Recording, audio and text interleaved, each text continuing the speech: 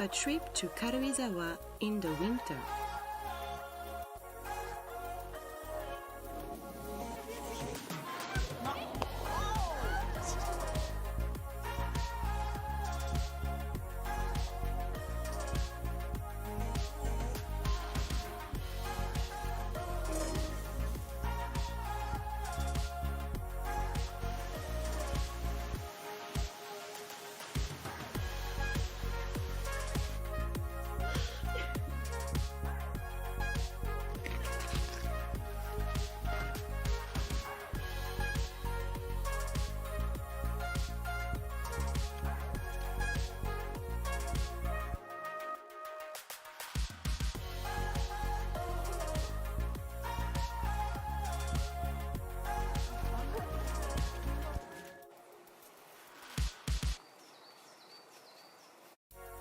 Karuizawa is 70 minutes from Tokyo by Shinkansen, a tourist area with very easy access.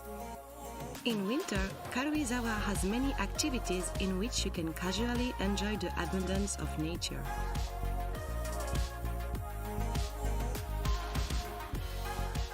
There are also romantic lights in various areas of the town. There are many spots you will want to upload to the SNS. Come and have experiences you can only get in Karuizawa during the winter.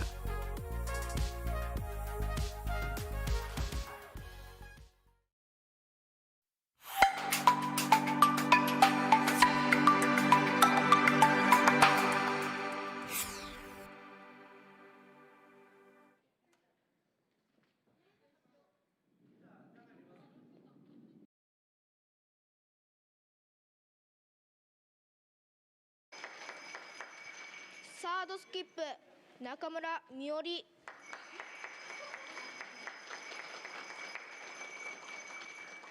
Fourth, Tanaka Misaki.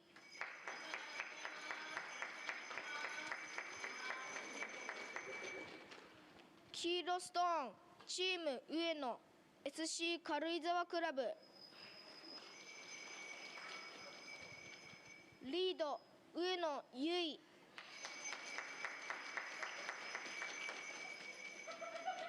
セカンド、西室純子。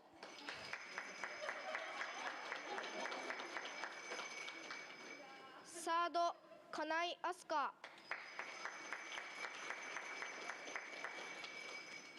スキップ、上野美優。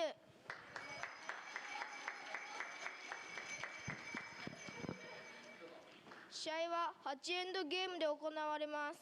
熱戦を期待しましょう。グッドカーリング。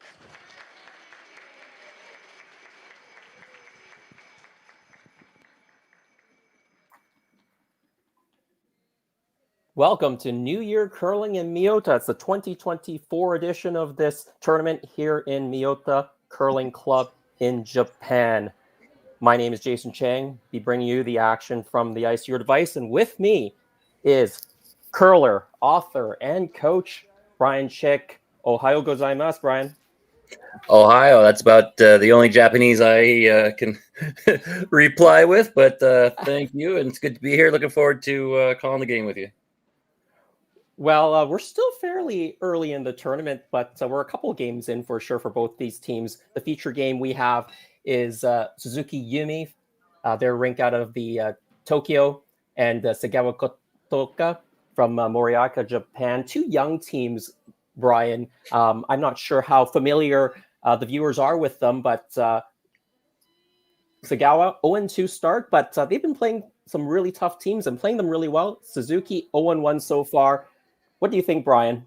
This is kind of a showcase event for a lot of the younger Japanese teams because you do have, a lot of the Grand Slam fans familiar with Fujisawas and maybe Yoshimuras are highly ranked. But with these events, some teams that aren't quite as familiar, so you do get a sense of where the future of the sport is in Japan. Absolutely. There's 10 women's teams in this event, 2 pools of 5, and 8 Japanese teams. There's a Korean team in actually the same group as these two teams, Sunyoung Ha very familiar, I think, to a lot of curling fans. In the B group, four Japanese teams and an American team, Delaney Strauss. So they're going to play a round robin, and that will lead into a semifinal and a final for the playoffs. Throwing the yellow stones, it is Team Suzuki. They're wearing the darker color uniforms. Playing the red zones is Team Segawa. And I believe Team Suzuki does have the last stone advantage here. They did throw some last stone draws, and I believe they bit the top of the 4-foot. It's interesting to see right off the bat that we get the center guard and the come around where in last night's game, both teams were clearly trying to figure out the ice still and tried to play the first end pretty clean, although we're having trouble finding draw weight.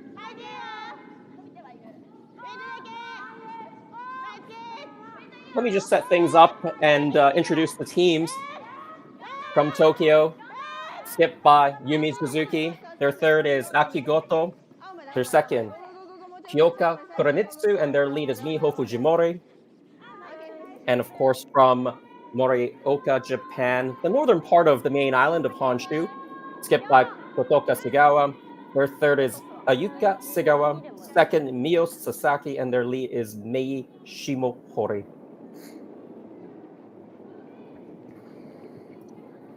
Brian, you've been watching a few of these games this week. What have you noticed so far in terms of the ice conditions, the speed, the curl? What we saw last night was a lot of struggling, honestly. There were a lot of times where the broom was in the wrong place or the weight wasn't quite right, or especially even late in the game, finding draws to the house were not automatic. There was a lot of coming up short and firing it through. So our source on the ground says the ice conditions are not great. It's a little warmer than they expected in the area, and that's having some causing some challenges for the ice makers. I know it can get pretty warm in Japan late into November. I've actually played at the Miyota Curling Hall back in about 2011 or so. I was working in Japan for a couple months. I visited many of the curling facilities in the Nagano area, Kurizawa, Miyota, and a couple others. And I think I got a chance to play in this curling hall. It's a beautiful facility. But I didn't realize it was still that warm in Japan right into the December and, close to the new year, actually. Well, I get the sense that it's a little uncommon how warm it is at this point. And I mean, for a lot of us, like we're in Toronto, but we haven't seen much snow yet. And I think it's still about 8 degrees outside. So maybe a bit of unseasonable warmth around the globe. And I do apologize. I think I said Team Suzuki had last rock, but in fact, it is Team Segawa playing the red stones with last stone advantage. And we actually saw a couple of rocks ago, the Segawa team did move that center line yellow guard off the center line, and it got replaced, Brian. So this is the no-tick rule in effect. Yep, and that is alongside the 5-rock free guard zone. So a lot of opportunities to get stones in play, and as we saw last night, the ice does have a fair bit of curl if you throw it right. So you can get around those center guards, and with that no tick and 5-rock free guard zone, you do get a sense of there should be a lot of rocks in play. Yeah, I think they were trying to play a double there, at least a hit, but that one sails right by. Yeah. You mentioned that this club is normally a 3-sheet club, but you can see they've built up, put down a floor and some bleachers on the 3rd sheet. So what is normally the middle sheet has now become an end sheet, and the two sides yesterday were acting very differently. So the teams will have to keep an eye on that.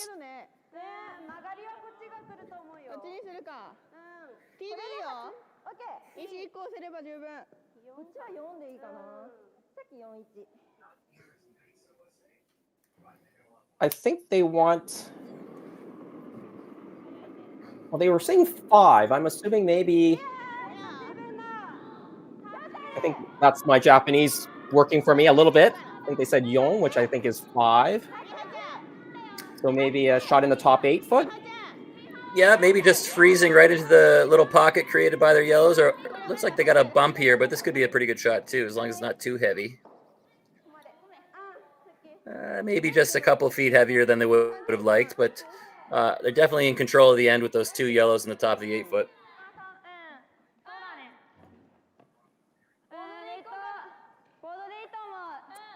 I should have brushed up on my Japanese numbers before this broadcast. I do remember curling with some Japanese curlers when I was in Japan, and I had to switch to the Japanese numbers to communicate because the folks I was playing with, their English was limited and my Japanese was limited, but we were able to communicate the zones and the weights with our numbers, and I did it mostly in Japanese. Brian, you've been around coaching for a long time, as well as being a curler. Have you coached in Japan or played in Japan yourself? No, never actually been to Japan.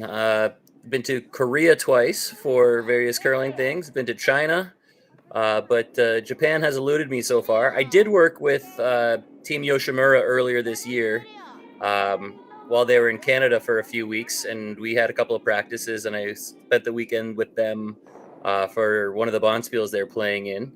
So I have some personal experience with Japanese curlers, but it was actually in Ontario.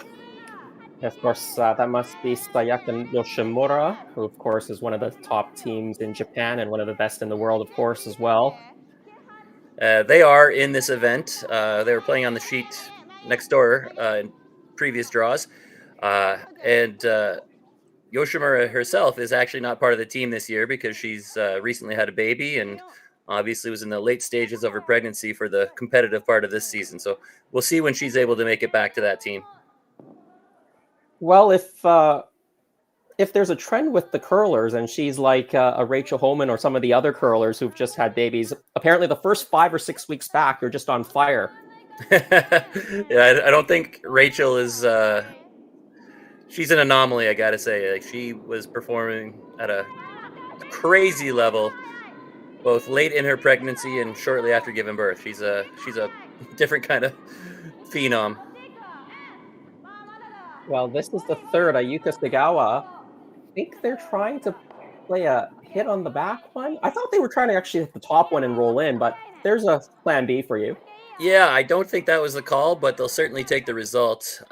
Getting rid of a yellow and sticking around for second shot. So the only bad news is they're both behind the tee line, and I think you can get in there with a nice draw.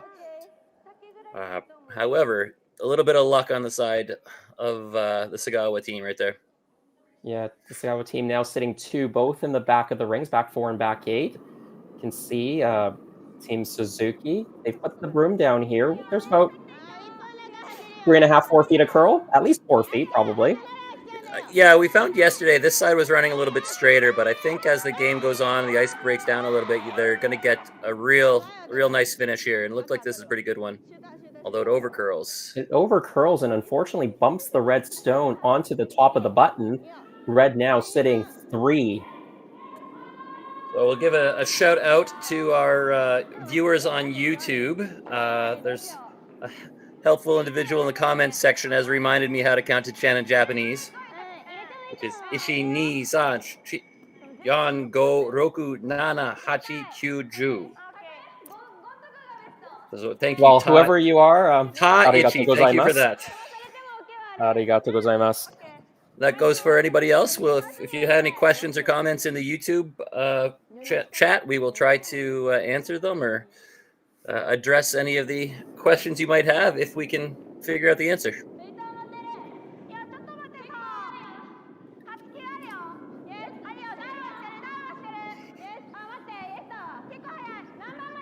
Well, important shot here.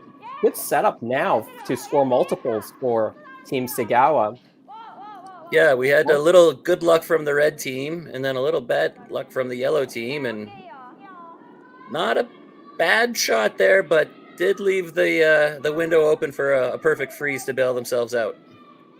Yeah, they, I think, wanted that just full 8 foot.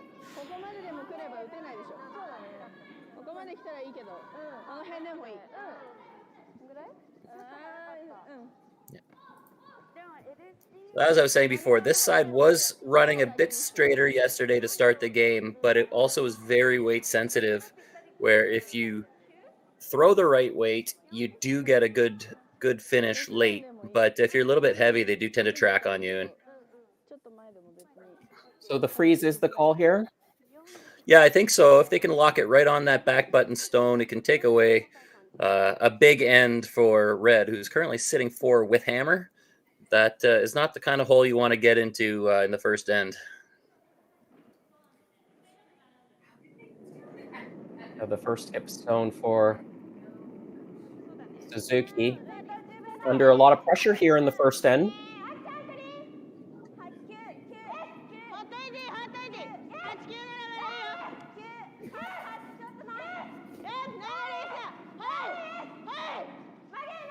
They're sweeping it hard. They want to try to get it by that top redstone. They're going to crash, but as long as they set up in front and push the red back, it's not too bad there. Not bad, but they are still... Red is still sitting 2. However, that yellow is in a good spot and tough to get out. So pretty decent result, but it still could be costly just the way things are setting up.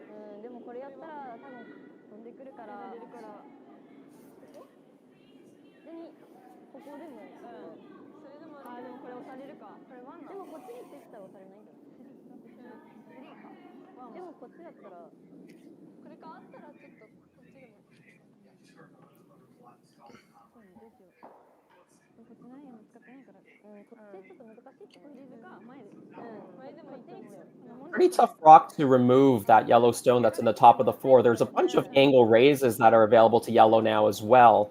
So I think they're trying to figure out where best to protect their 2 red stones that's sitting in the back of the 4.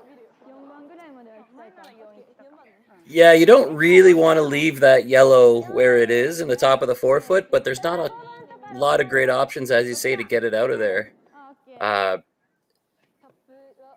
They're almost always going to have one tap or another to maybe sit shot, and they're just trying to guard the easiest one, I think, at this point.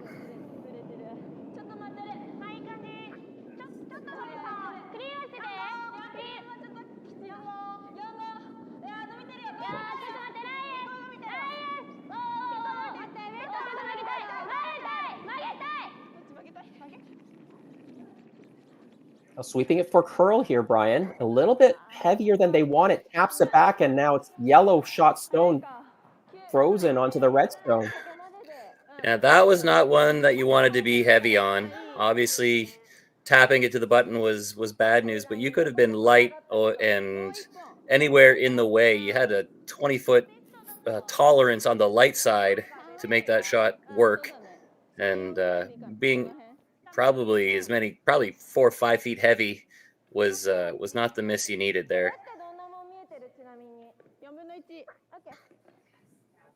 The only good news, if you want to call it that, is that they did get across the face and chipped it a little to the outside away from the center line, which means they will potentially have a shot running in their red to try to get rid of it. But yeah, just a costly miss there, because this end was setting up for a big number for the red team, for Segawa. Team Suzuki now can lock another one on. It'll be pretty tough for Team Segawa to score.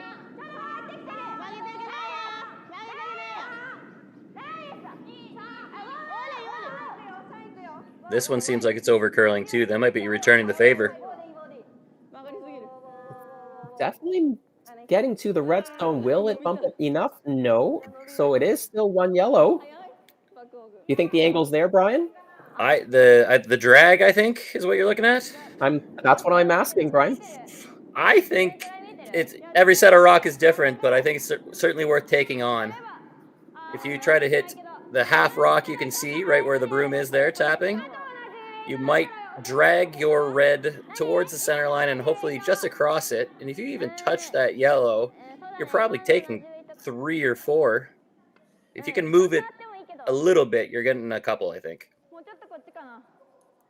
I'd be throwing this harder. They're taking more ice than I'm thinking about.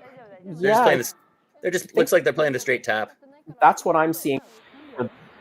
Like they've great. I agree with you. I think there is enough drag. They're almost lined up. Red combo. They're almost lined up already, and if there's any drag at all, it's certainly worth taking it on, because at worst, you're only going to give up the 1 point anyway. And the upside here could be, like I said, a handful. Well, final stone here, first end for Segawa, looking to tap their red stone onto the button. Now sweeping it for curl. The weight looks pretty good. Yeah, that's a great shot. Right on. I think that's one for red. They get on the board. A chance for big end, but a bit of a mistake, and they only end up with 1 point. Nothing, Team Segawa. They showed us that the drag was there. They just needed to hit it harder for a bunch.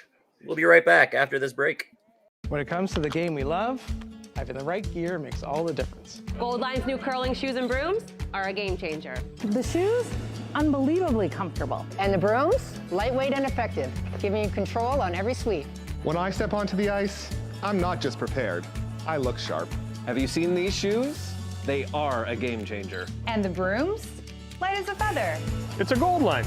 It's a Gold Line. It's a Gold Line. And is the choice of champions. Imagine being able to stream every curling game from every sheet from any event, be it your Wednesday league game, Bonspiel, or corporate event. Curling Stadium offers an all-inclusive streaming solution featuring high-quality cameras, ease of use, great reliability, and minimal installation. Offering your sponsors customizable ad space on your streamed curling games and being able to sell video packages to your corporate events for increased revenue. With Curling Stadium, you can stream to any device, be it your mobile phone, tablet, or computer. Push the feed to your desired platform, be it Facebook, YouTube, or any other social media. Curling Stadium is simply the way forward. Where it's commonplace in other sports to televise every game, we want to do the same. Curling is a global sport, and it's time it gets the coverage it needs. Make your curling club the next Curling Stadium. Light up your love for curling with our customizable neon LED lights from Letterlands. Choose your new neon mixed doubles partner or make a statement with a neon curling rock in your window. Also actual Letterlands. Use discount code WHOA for 15% off. Only at Letterlands.com.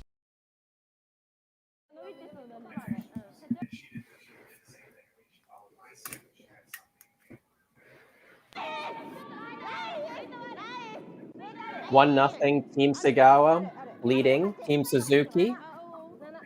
Second end just underway, and it is Team Suzuki with last stone advantage, coming around that center guard to the top of the forefoot. Brian, we talked about that last end, maybe a bit of a tentative call by Kotoka Segawa. The drag was definitely there.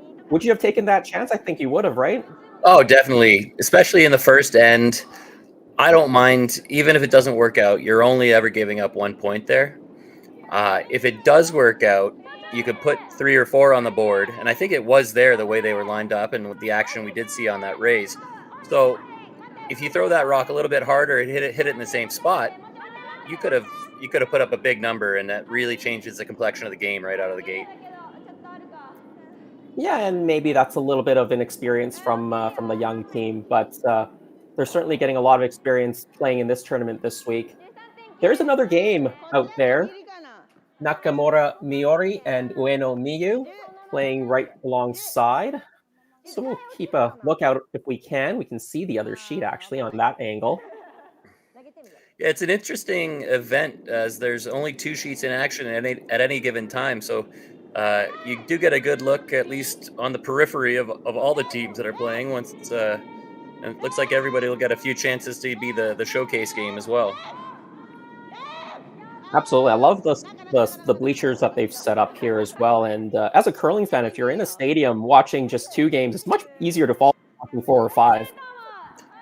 Yeah, absolutely. And I find that when you go to a Worlds or a Briar or something and you're in a larger arena, and like you said, you got 4 games going on and there's, thousands of people around. You're constantly looking at one thing or the other, and you're not necessarily following a particular game. You're just kind of taking in the whole atmosphere half the time.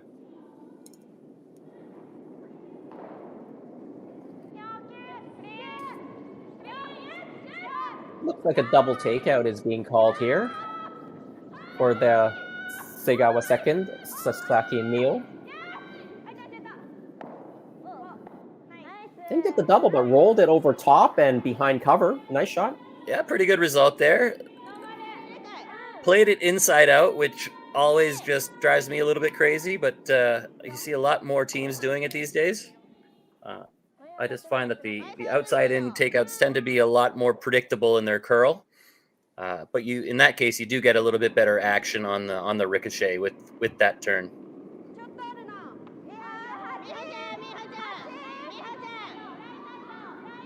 And what would make the curl a little bit less predictable on the inside out? Is it because going from the center out, the ice is maybe a little bit less played, and so it's a little bit less predictable? I think that has something to do with it. I think it also has to do with the way people throw it. Putting a release from the center line outwards tends to, I think, fan out quite a lot more. And sometimes the ice conditions just amplify that. Whereas the outside in hits tend to kind of settle in, run a bit straighter before they ever start to curl. And most of the time they just have a much more predictable path, in my humble opinion.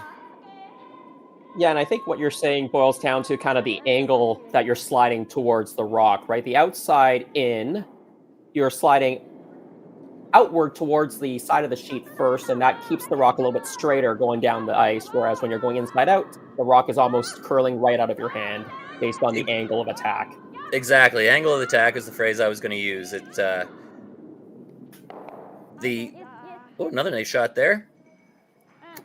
These outside in way tends to, because you're sliding wide and it's kind of trying to fight its way back in, that's going to actually kind of counteract the curling motion. The angle is going away from the curl, so they kind of fight each other and thus run a little bit straighter. Whereas if you're going inside out already and you're trying to curl inside out, you're just accentuating the curl it already has, or the angle it already has. Well, a really nice shot there from the Segawa team, getting the hit and the roll underneath. Suzuki, Yellowstones, that's their second stone thrower. Kuremitsu Miyota making the takeout, but rolls away. So opportunity to go around again and sit two without last rock. Yeah, and this, you just saw a quick question of whether maybe we go hit the one on the outside 12. I don't hate that call, but I actually really like the come around. It says, I'm not afraid of you. I'm going to put the pressure on you. I'm going to make you chase me. And if you make this really, really good, you can really put the pressure on. The sweepers seem to indicate that the weight is either there or maybe a little bit heavy. This was the case in the first end where we saw a lot of draws or taps going deep behind the T line. This one's also deep, very deep, in fact. That's more than backline weight. Taps their own stone out. Yeah, that was a lot of weight. And again, the something you hear the coaches talk about a lot is tolerance. What's the good miss? And that was not the good miss. You could have been light there, again, by about 20 feet, and it still would have been a useful shot.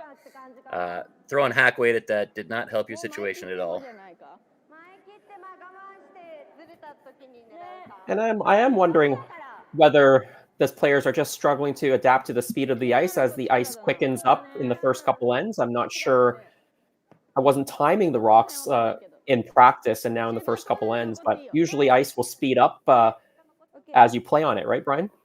Yeah, usually, but keep in mind they have had two practices and played an end up both sides of the sheet. So I don't think there's a lot of paths anymore that are still fresh or should they be that much different. I think by now this is about as up to speed as it's going to get. All right, that's the official word from Coach Brian. What a shot. And gets it out.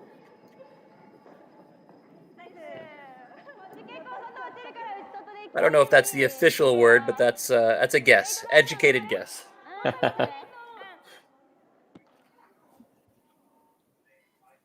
Well, that is a lot of curling, Brian, right? Is making a lot of educated guesses to the speed, the amount of curl, especially on paths that maybe you haven't played as much during the course of a game or an end, and trying to deduce the information based on the best judgment you have.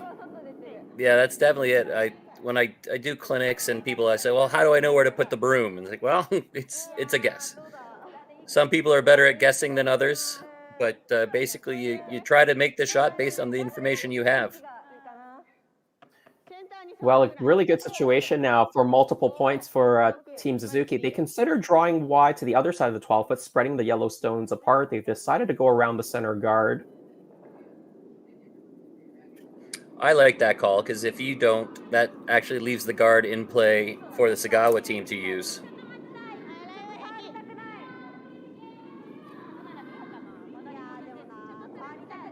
This one looks a little spicy too. Yeah, the sweeper's hoping it slows down. This one looks right through as well, Brian. Yeah. I've got to get my stopwatch out and see what these teams are throwing. That is one of my pet peeves as a coach is when the team gives you, we just saw a miss from Segawa, and to follow it up with another blatant zero from Suzuki. If they give you an opportunity, if they open that door for you, do your best not to just give it right back. And I know it's easier said than done, and maybe the ice conditions are a bit tricky here, but that is something I focus on as a coach, that if you seize the opportunities when you do get a miss, that's how you're going to really take advantage of the situation when you can. Well, the skip, Kotoka Segawa now trying to make the takeout here. They missed this shot earlier. Looks better this time. There's the hit. Will it stick around the back of the rings? Hangs on to the back of the 12. Again, inside out, and they're just not getting the sense of quite how much it is curling or not. The previous shot ran quite a bit straighter. That one had a little more of that inside-out fan, as I was talking about earlier. But contact was made, and the red sticks around, so seems as though Segawa was out of trouble for now. Well, really important here. Team Suzuki has decided to play a hit and stick here, and I think it's important to stick around because if you roll out, Team Segawa will go around the guard and have a chance to steal this end. You could also go around the center guard yourself if you wanted to, Brian. Yeah, it comes down to how comfortable you are with the draw. We've seen a lot down this path already fired through, so gets enough but rolls out. So now you will see Segawa use that center guard, try to put one on the top of the button, and a well-placed rock here could make a blank very difficult. Maybe full forefoot, maybe even biting the button.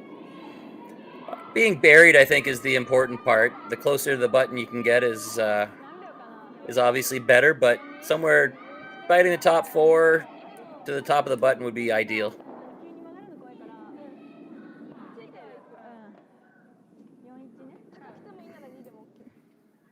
Well, we've seen a few heavy draws. Opportunity now for Kotoka Segawa to put the pressure on Team Suzuki. Her last stone without last rock, up 1-0 in the second end.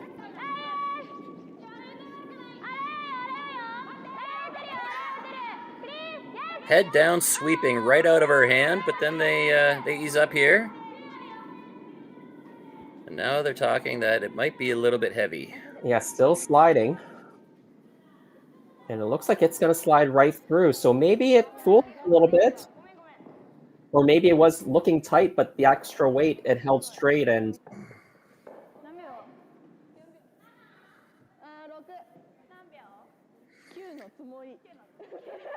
imagine we'll see this one fired right through the house for the easy blank.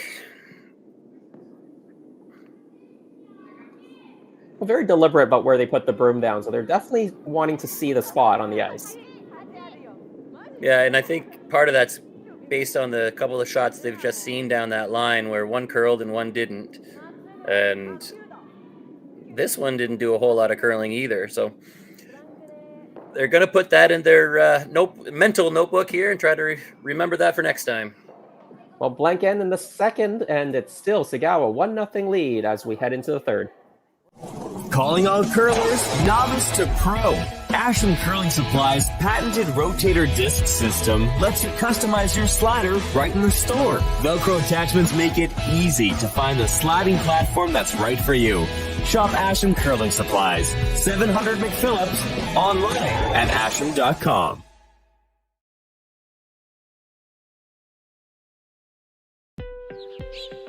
A trip to Karuizawa in the spring.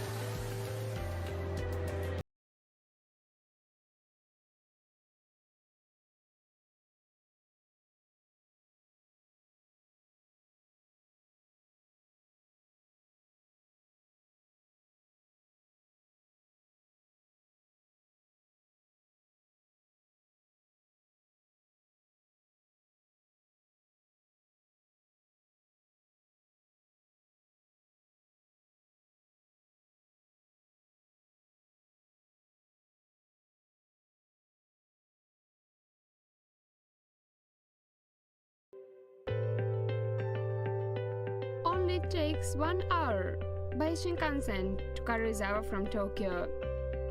You can enjoy abundant nature and various experiences.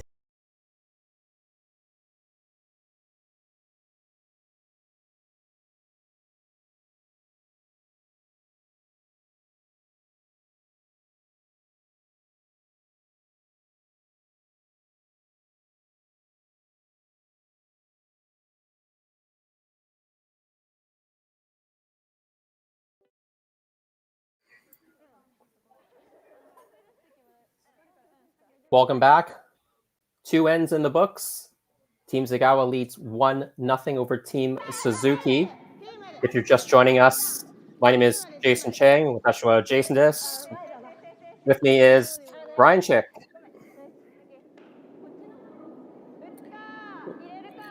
Third end underway. Team Suzuki with last stone. I think they were trying to throw a corner guard there, Brian.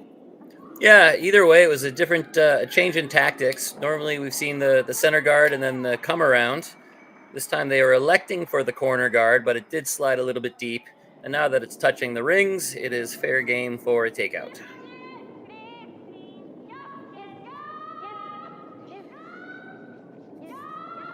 You do see that long center guard played by Team Segawa.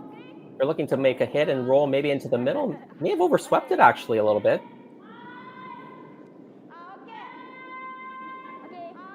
Just hangs on to the side of the 12-foot. Yeah, it definitely looked like they swept a little more than they needed to there, but no harm done. It did stick around, and the Suzuki team is opting to ignore it. Or they're going to try to freeze to it. I think they're trying to freeze to it, Brian. And with the 5-block free guard zone, the team with the last stone advantage, with Hammer, you do have a second chance to throw a corner guard. And you could definitely throw another corner, but they've decided to play a freeze. But this one's running really straight. Yeah. Weight wasn't terrible, but definitely needed... I mean, that needed to curl almost 4 feet more. So maybe either a little pokey, little set on the release, or maybe it just doesn't curl there. We haven't seen a lot going inside out there. Yeah, probably a combination of both. I think the broom was put about on that spot, and it didn't move from that spot. So probably a little bit of both, a little bit outside, a little bit straighter than they thought.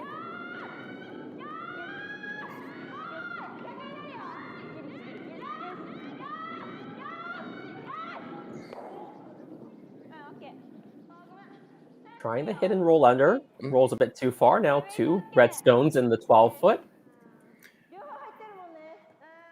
If anything so far, especially if you're throwing any weight, I find that the trend that I'm witnessing is that it's under curling more often than it's over curling. That last shot might have been the exception, but most of the time, especially if you're throwing hits, that they're not going to curl as much as you think. Yeah, and Team Suzuki opting to play the takeout again. again, a bit of a conservative call, but it's still a tight game, and maybe they're hoping for a mistake where they kind of use that center guard, or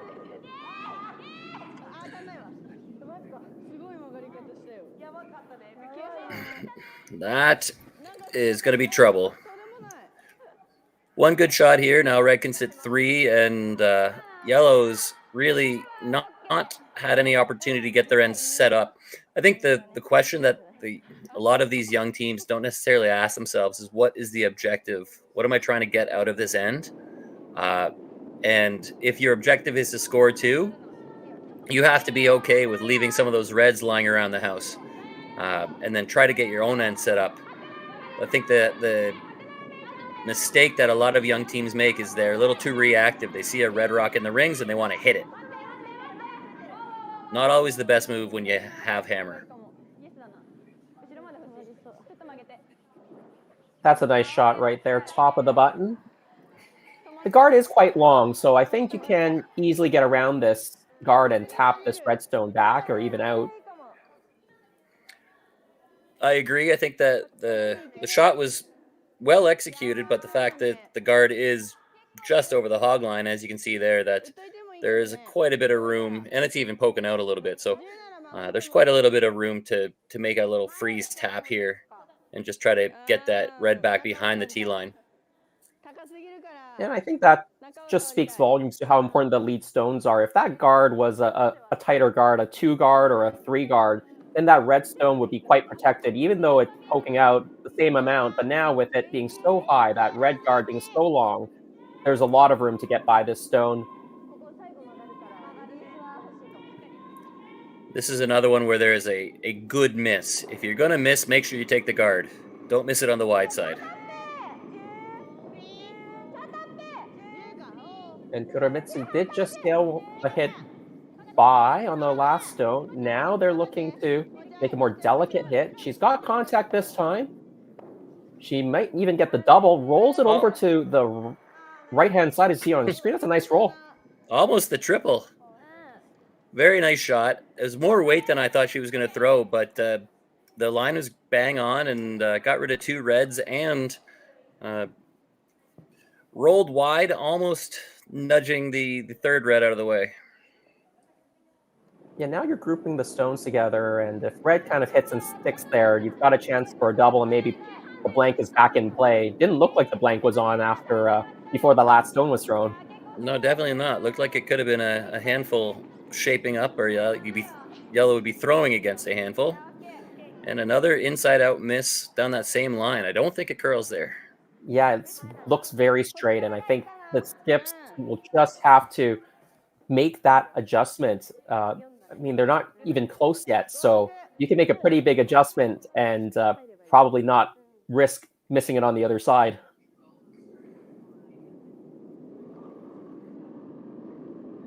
So now a chance for Suzuki. If they can draw in behind that center guard, as long as you can cover the inside half, there's no chance for a double.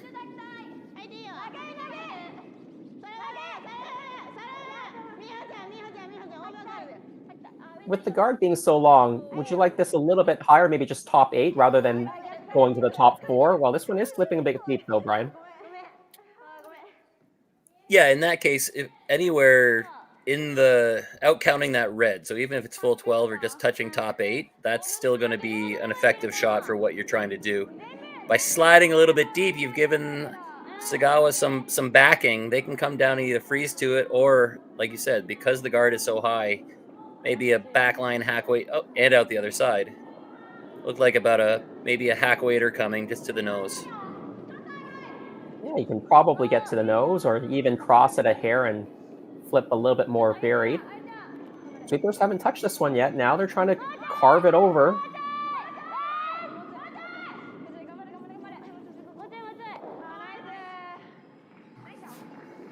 Right to the nose. Again, probably a little bit more weight than they needed for that, but the sweepers were able to carve it, get that extra bit of curl. Yeah, and I think, the skill set of choosing the best weight for the shot required is something that comes with more experience. You'll see the elite teams choosing the weight where they can control the curl, use the sweepers, and maybe even get that flip behind the guard.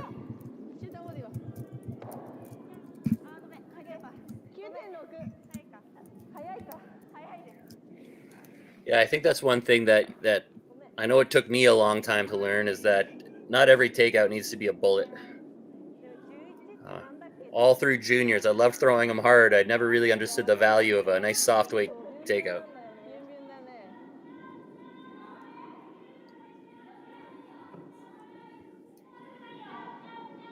Yeah, you're right, Brian. I mean, you can make a takeout with a bunch of different weights, right? Anywhere from just through the rings to a big peel. And a lot of times, the best result is making sure you stick around. And you've seen a few hidden rollouts just like that one. If they just stuck around anywhere, even if they didn't get any roll behind the guard, Red would be looking at 2 yellow stones. But now, opportunity to get out of this end for Team Segawa.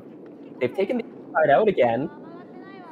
They've cut down the ice significantly, though. Took a lot less ice, and it's still too much.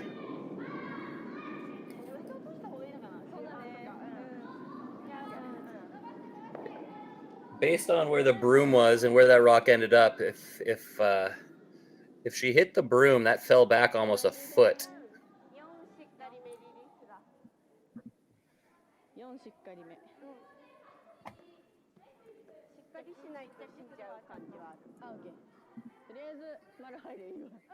Well, opportunity back to Team Suzuki now to go around this long center guard and sit 2 again.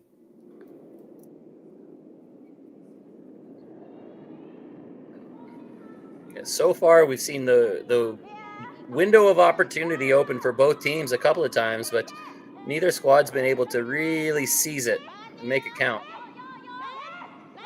Well, they have been getting closer and closer with the draw weights. They've been landing in the house in the last few attempts. Sweepers now trying to drag this to the full 12 at least, and they're definitely shot stone. Well done. That was a good example of leaving it in the good spot. There's no point sweeping that a couple more feet, as the line was perfect where it was, and sweeping it a little longer would have just pulled it more out of the open. So that top 8 shot is just as useful as the one that's touching the top of the button, as long as the line's perfect. Now it's decision time for Team Suzuki. Do you hit the open stone and concede 2 points? Do you try a more finesse shot? Even drawing around that yellow stone and sit on the back of the 4 foot or the back of the 8 foot? There's risk reward for all of them. They don't seem to have a very good grasp on where to put the broom for that takeout. However, if you ever you throw a draw and you either chip off that yellow or leave yourself wide open, you could be looking at 3.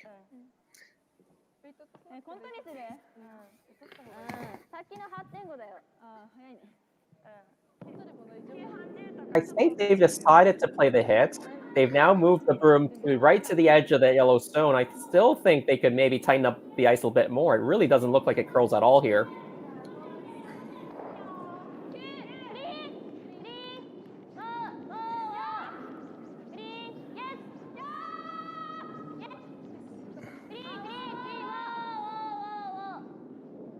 Well, they finally made contact, and maybe they can roll this to the back of the 8 for shot stone. I'll just spin the other way. Pretty decent attempt, and finally made the right adjustment with the broom. Actually, it looked like she threw a little less weight and made sure that she got it out to where the broom was, because that does seem like a really tricky spot. However, even with that result, she was always pretty confident that she was going to be giving Suzuki a shot for 2. Yeah, it is a draw for 2. I think they do have to take a little bit more ice than they just had, because they can't just sit on top of their yellow stone. They do have to get around it. But all they need is full 8, so they should know the speed here.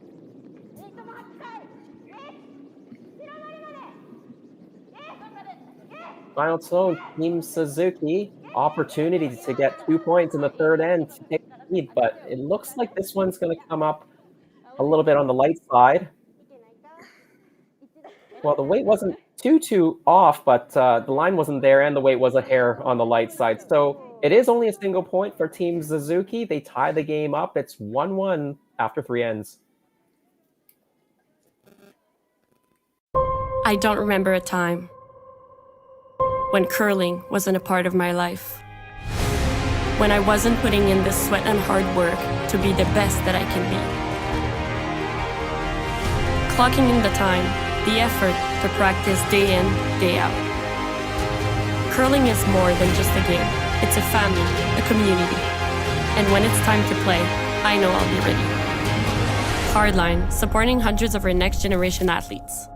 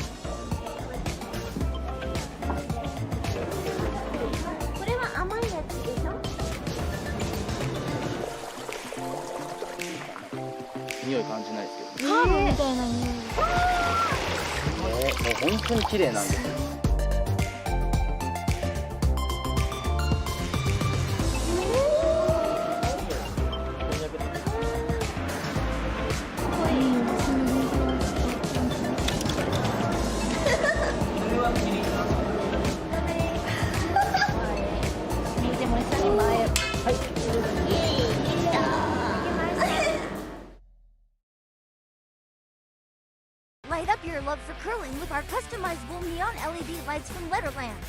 Choose your new neon mixed doubles partner or make a statement with a neon curling rock in your window. Also actual Letterlands. Use discount code WHOA for 15% off. Only at Letterlands.com.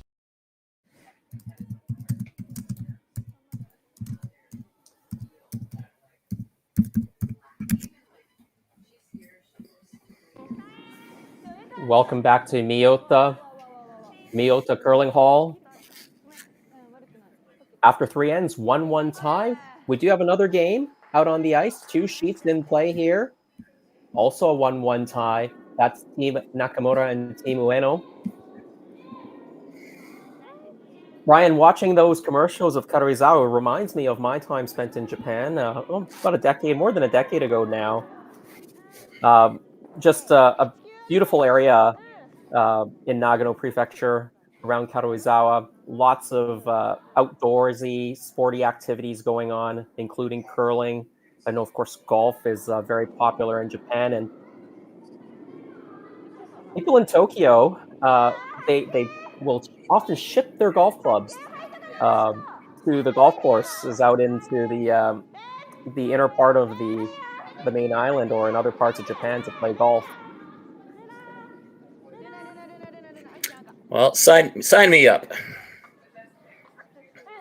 I noticed that was also true in Korea. I was there for the Paralympics and for the World Juniors, and on the bus to and from the venue, we must have passed a dozen driving ranges. Not a lot of golf courses, but a ton of driving ranges, and they were all very busy, even when we were there in the early, I guess they were February, March. Yeah, and if you're from the big city like Tokyo, of course, land is at a premium, so not very many golf courses right inside Tokyo. Of course, a lot of beautiful parks, however. But in terms of golf and even curling, the players who play out of the Tokyo Curling Club actually play in the Karuizawa area, if I'm not mistaken. So you drive there, or you take a bullet train there. I did that myself when I was in Japan. Took a bullet train, then I took a local train. Then I got picked up by one of the Japanese players I was playing with to get to the curling club. So.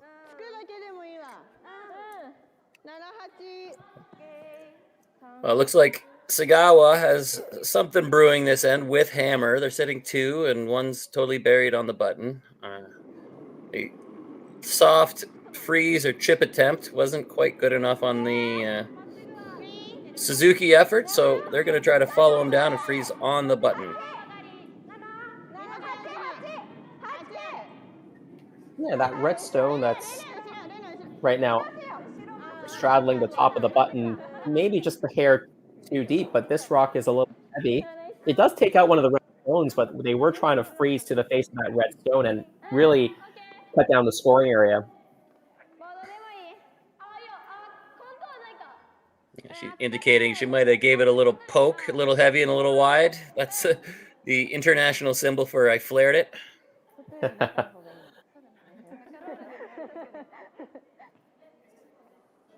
But I'm always impressed at how positive the Japanese curlers are. You can see she was still smiling even as she was saying sorry and telling her team what happened on that shot.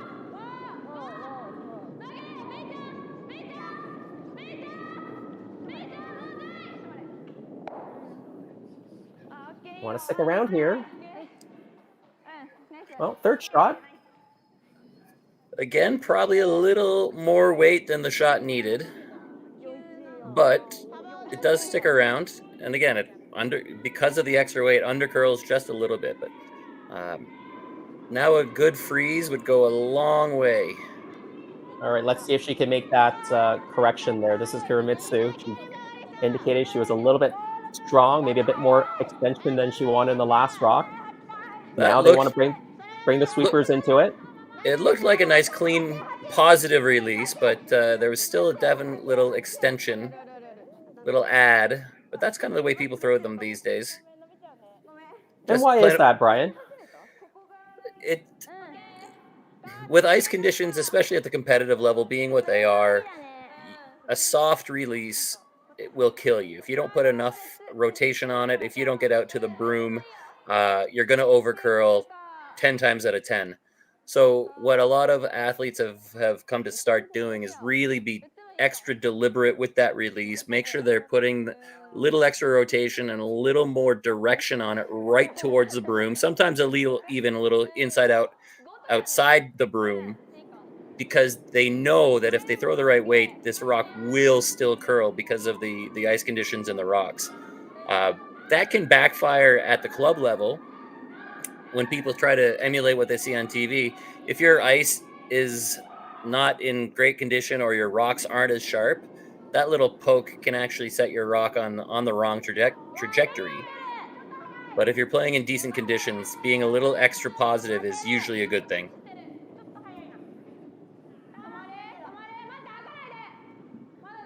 Yeah, you mentioned trying to get that rock out through the broom or even out past the broom. I think the Rachel Homan team, that entire team has that extension where that rock kind of starts slightly outside of the broom, or it actually moves outward from the broom on release. Yeah, a lot of teams think of it almost as throwing from the inside edge of the broom to the outside edge as they release it. We used to call that setting it or popping it, but now it's something they do on purpose to try to make sure that it does track on that straight broom line before it ever starts to curl off of it. Saw it a little bit there. That was a little bit inside out.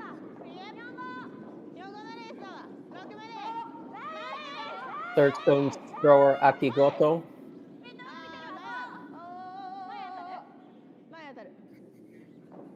Looks like this rock curled early and is going to crash on the guard.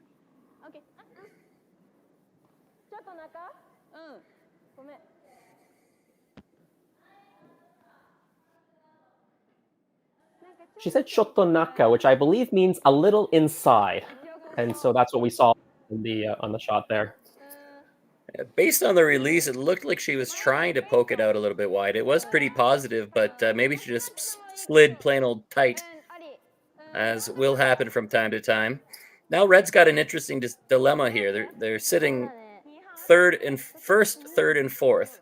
So if you could ever get rid of that back yellow, it could be as many as 4. Or do you just try to protect the one you have for now and deal with that one later?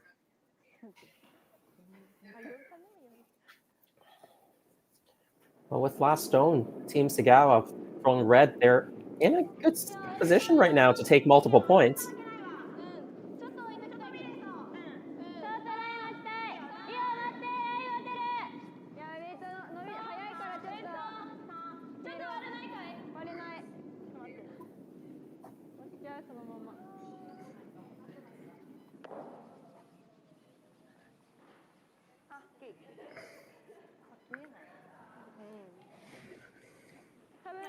Well, that one didn't curl for them. No, not really. And the weight wasn't bad. It would have been top 12 or so on its own. But again, getting fooled by the line and whether or not it's going to curl has been the million-dollar question in this particular game.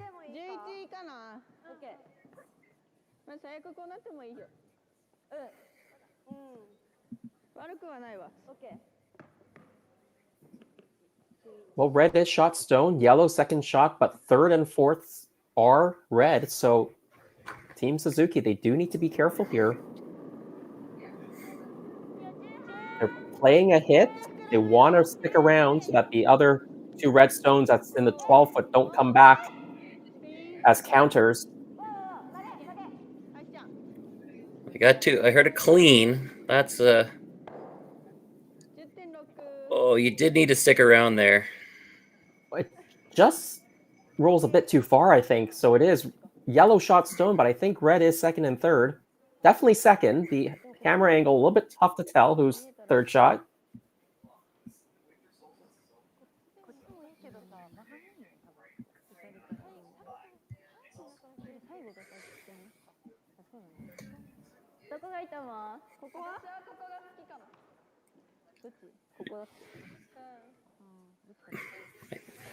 Your choice is try to draw in to sit one buried, but where do you try to bury?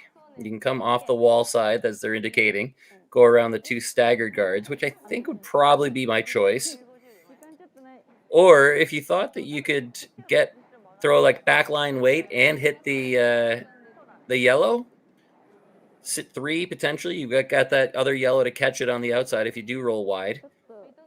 Then you're putting Suzuki in the situation of having to decide, is she going to draw her way out of it or try to make some sort of hit? They're opting for the draw around to the center now and hopefully maybe save themselves that shot for a bunch later. Yeah, the end turn draw here. Super's on it early. This already looks like it's overcurled by quite a bit. Yeah, now I think they want it to overcurl more so that it's wide open and something that they could potentially use if they needed to run it in later. I think that was the dreaded combination of light and tight.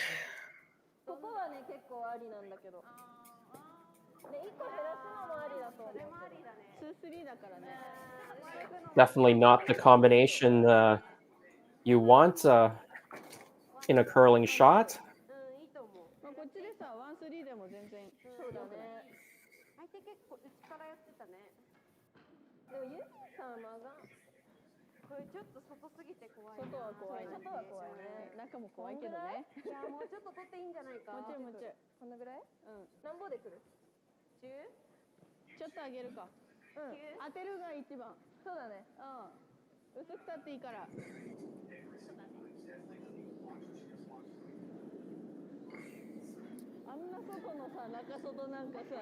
So it looks like they're lining up the hit and roll, or maybe if it goes just right, you might be able to get the double on the way by.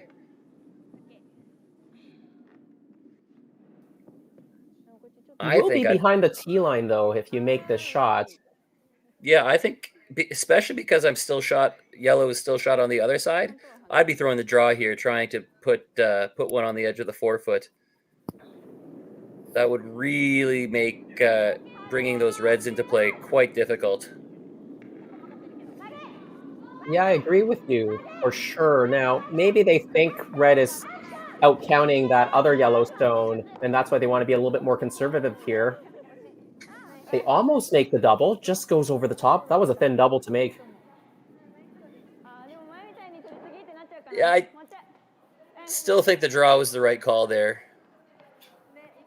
The scoring area at this point is still big. You know, it's 8 feet wide. You're not fighting over inches. You're fighting over, a rather large area. So by hitting and especially by rolling out, you just make that draw just as makeable, considering you just saw them throw it.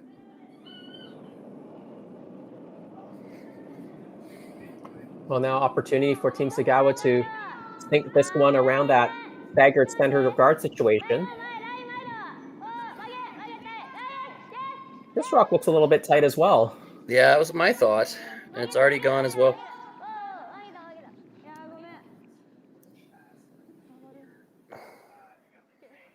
I don't know if they're just not taking enough ice or they're not getting out to it or what, but neither of those was close to where they wanted it. Well, I'm pretty sure now they're going to play the draw, Team Suzuki.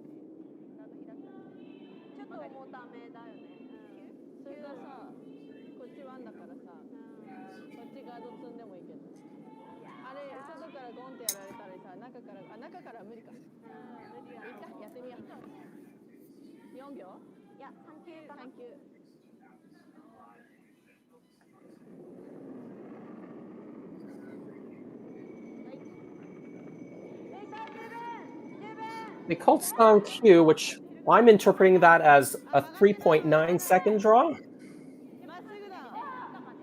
So that would be back line to hog line if my interpretation is correct.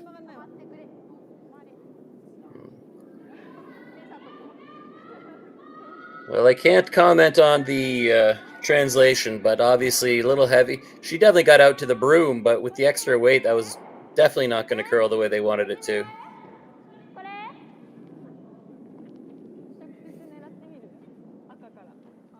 So do you take this on for 2?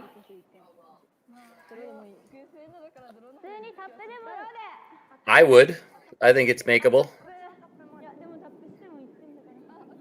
Again, there's also, it always comes down to the DNA of the team. What kind of team are you? Some teams are very risk averse. Some are willing to take on a bit more risk if there's a substantial reward. And some are just plain old conservative, and we're going to make the shot that they can make for 1. So just the draw for 1 here? That's what they are throwing. Looks like it's running pretty good. Will it slow down enough, though? This one hasn't picked up the curl, and I think it's going to slide right through. And it's definitely 1 yellow. I think it's just 1. Yeah, it looks like just the 1.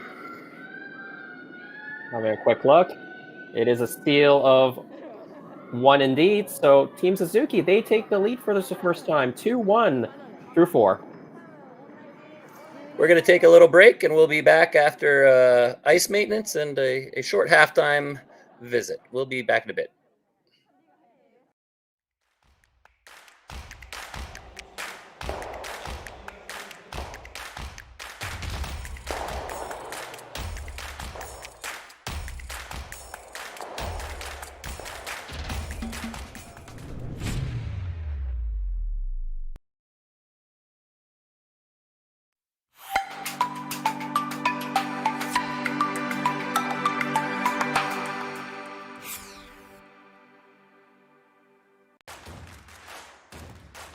Imagine being able to stream every curling game from every sheet from any event, be it your Wednesday league game, bonspiel, or corporate event. Curling Stadium offers an all-inclusive streaming solution featuring high-quality cameras, ease of use, great reliability, and minimal installation. Offering your sponsors customizable ad space on your streamed curling games and being able to sell video packages to your corporate events for increased revenue. With Curling Stadium, you can stream to any device, be it your mobile phone, tablet, or computer. Push the feed to your desired platform, be it Facebook, YouTube, or any other social media. Curling Stadium is simply the way forward. Where it's commonplace in other sports to televise every game, we want to do the same. Curling is a global sport, and it's time it gets the coverage it needs. Make your curling club the next Curling Stadium.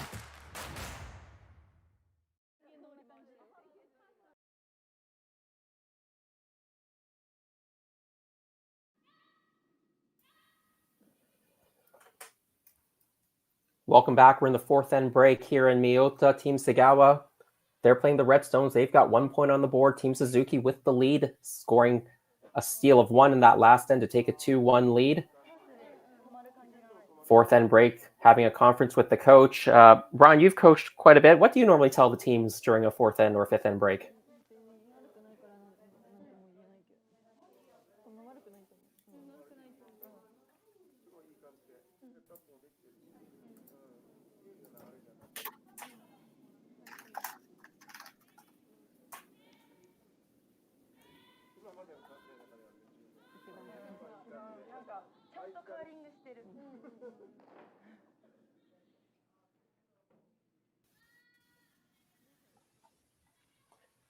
We can see the teams having a bit of a break, fueling up a little bit. With the amount of sweeping going on, you definitely want to have a bit more energy as you go into the second half of the game. Brian, you've coached quite a bit. What do you normally discuss with the team during a fourth or fifth end break, especially a team that had just given up a steal of 1 like Team Segawa just did? Wouldn't be so concerned with the steal, but you can see, as they're indicating, they're trying to discuss the paths, trying to figure out where they're taking too much ice, where they're not taking enough, whether it's where they put the broom or whether it's how they threw it. As the coach, you just want to impart any wisdom that you can to make them focus on the things that are going to help them make a couple more shots. And in this case, it seems that draw weight is definitely an issue, and also where to put the broom. We're definitely having some problems putting the broom in the right spot. So you're just going to talk about that. Like you said, have a refreshment break, maybe have a bathroom stop if you need it, but just make sure that you're fueled for the next 4 ends and that you can hopefully make some improvements after the halftime break. Yeah, you talked about trying to figure out the paths, and I think one of the best terminologies that one of my old coaches ever used was you want to map out the ice. You want to map where the curl is and the speed on each path of the ice that you're taking. And the more you can, as a team, be on the same page, the more you're able to put down the broom and know what weight you need to throw, and the sweepers and the thrower and the skip knows exactly what's going on. Try to map out each part of the ice the best you can. Yeah, definitely. And different people have different ways of doing it, but a popular one is to think of the ice as kind of a cross section, where it's high and where it's low. You'll see things that are dished where the edges are high and it swoops back in towards the middle, or you see things where they'll compare it to an M or a W, where this is high and this is low and this is high. I think what we've got here is almost one of those M's, where if you're outside, say the edge of the 8-foot, it might run it a little bit straighter. If you're inside that 8-foot line, it might go towards the middle, but I think the center line might be high. That's just kind of a gross generalization, but that's the kind of thing that these teams will be looking for.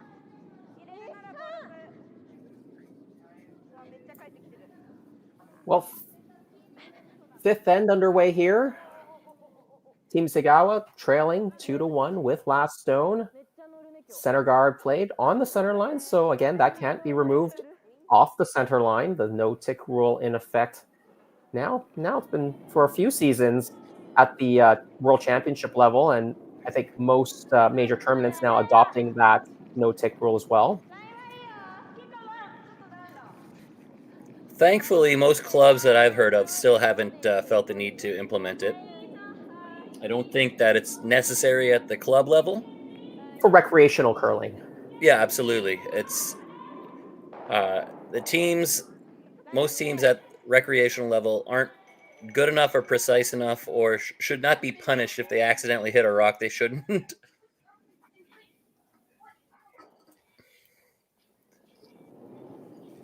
Well, how has that no-tick rule affected the game, you think, Brian, for the teams that have the hammer and also for the front-end throwers? It turned lead. When the tick was available, it turned lead into a more skilled position, because you'd get shots like this one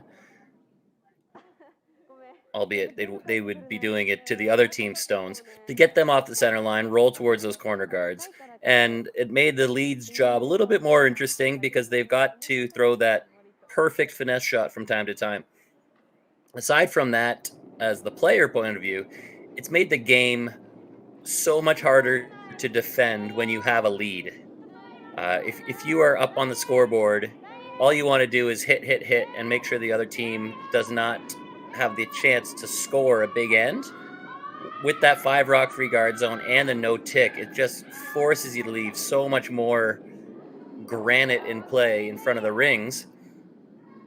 And so you do get a lot more rocks in play and therefore a lot more scoring opportunities. Well, we do have 4 guards in play now, but none of them are on the center line anymore. There was a yellow stone on the center, but that got ticked over by their own stone, so that's okay. You are allowed to tick your own off the center line. So now they've got the wall built up. Now, who's going to be the first to get behind it? Not this one.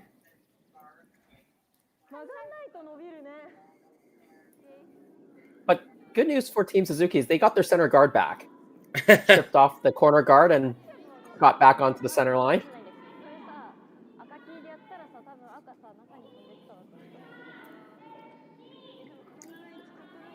We did notice after the fourth end break yesterday that they did pebble the slide path, and as rocks were coming into that from the hog line in, they were grinding a little bit more. Also, after all that discussion with the coach about the paths and the speeds and everything, once the ice sits still for 5 or 10 minutes, it becomes a very different sheet of ice. Well, this is a good-looking shot if you can get by the center guard. It Just does. sneaks it by. Really good shot there. With the last rock, top of the 8-foot. Nicely played. Yeah, that's one that they've all been looking for the whole game. Who can make that come around and who can leave them in the top of the house? We've seen so many of those draws going to the back, behind the tee line, and in many cases right through the house.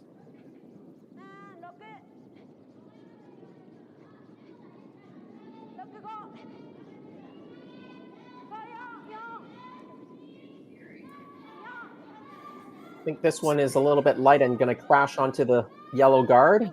Pumps it up to the top of the 12. Yeah, weight wasn't bad for the call. They were just looking for a freeze, but that one over-curled quite a bit.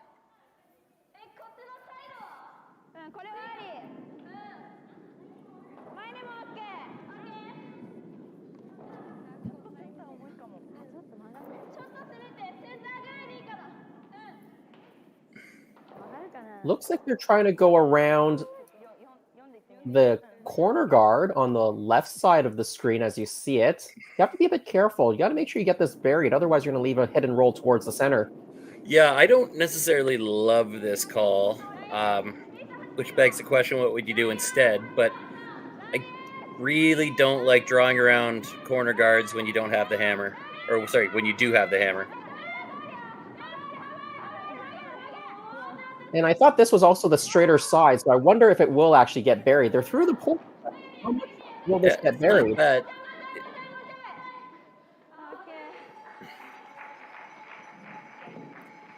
Unfortunately, I think they left it in a spot where you can probably get the hit and roll you talked about.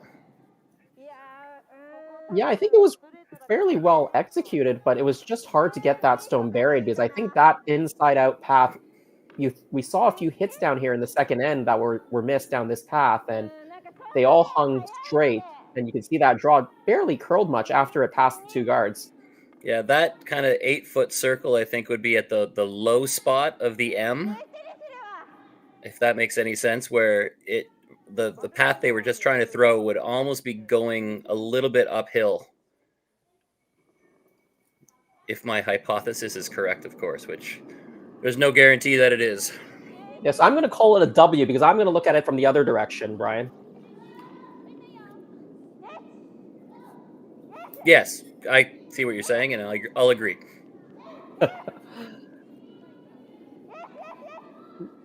Looking for the hidden roll here, right on the nose. Well, now it's an opportunity for Team Segawa to play the hidden flop underneath the centers. Yeah.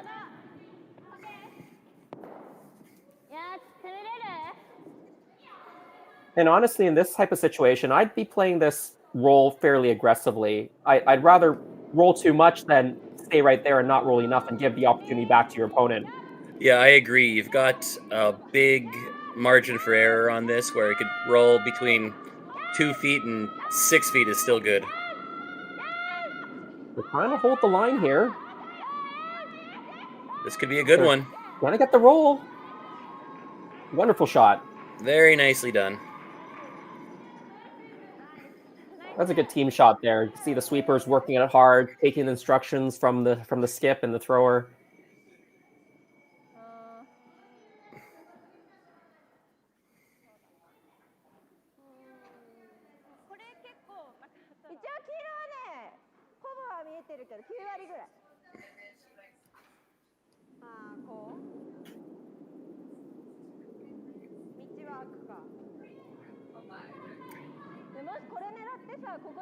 Suzuki here in a bit of trouble, looking at 2 totally buried without last rock. So I think you've got to start moving some of the granite up front. And even if ideally you make a run back, but even if you don't, you have to get some of that stuff out of the way.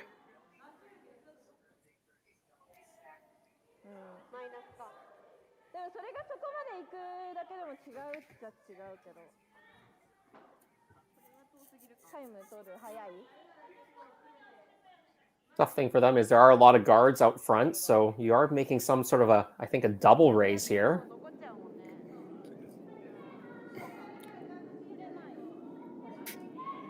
Yeah, I think moving the yellow off the center line, maybe into as close to straight back as you can, or into your yellow to kind of open up that path, I think is the best bet.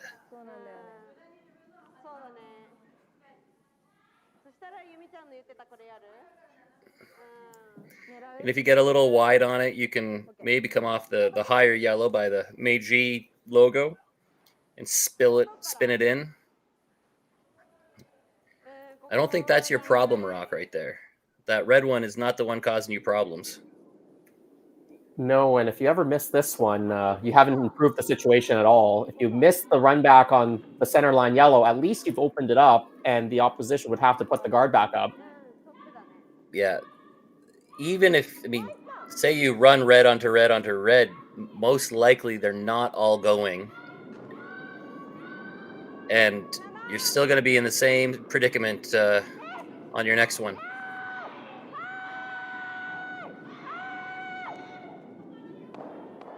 Yeah, hit it 2 thicks. Makes contact off the yellow and into the red, but spills that runner out. So still, red sitting 1-2 behind cover, and now I think you go in a round again, don't you, Brian? Yeah, they did not. Yellow didn't improve their situation very much, so now it gives red an opportunity to really twist the screws a little bit, put a little more pressure on, and twist the knife, so to speak. Yeah, not a season of giving. Well, it is after Christmas, so the love is over.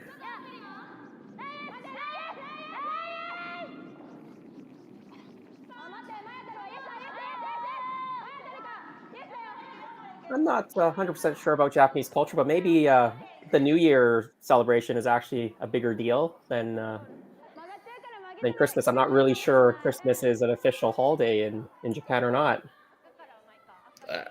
Is an excellent question. If anybody knows the answer to that, feel free to weigh in on the YouTube comments. Is Christmas a big deal in Japan? Yes or no? What I do know is turkey is extremely difficult to find in Japan. And when I was in Japan back in 2011 or so, I had a Canadian friend who worked for the Canadian consulate or the embassy, and he tried to get a turkey. And a very, very small turkey, the size of really a small chicken, was something like $50 Canadian dollars. That'd be about 5,000 It's at 5,000 yen. So very expensive to get turkey in Japan.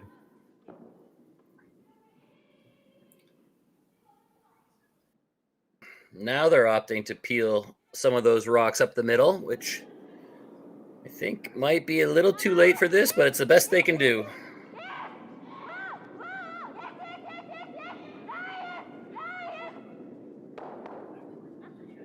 Didn't curl enough for them. Leaves the guard there. Moves 2 guards away, but still a great situation for Team Segawa to score at least 2 out of this end.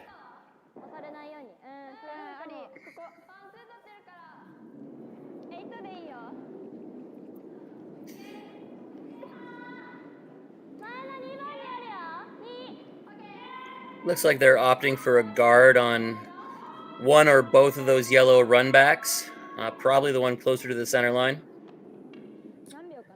If you can put it kind of halfway between the two, right in the crotch there, then probably make both very difficult.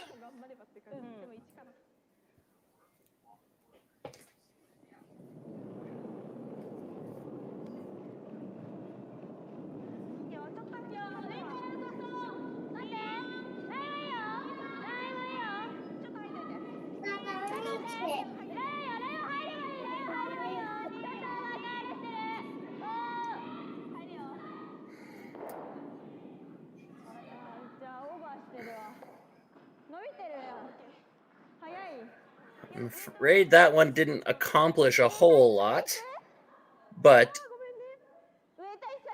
the leftover shot is still no easier because of it.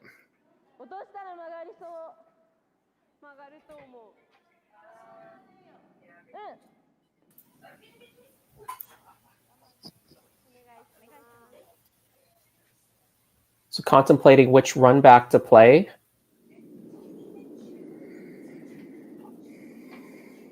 I do like the one that's slightly closer to the center line. Yeah, I think that's the easier one. It's just a sliver off the nose.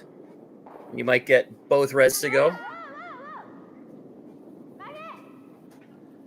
Suzuki, her last note, in a bit of trouble, trying to make the run.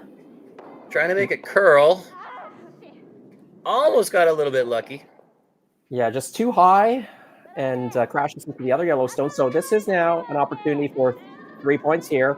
They can draw through that port now that's been opened up. Yeah, the downside of that miss was that they actually did make this shot easier. They got all the guards out of the way, and now there's an easy path right into the forefoot. Yeah, should have backing as well if the line's okay.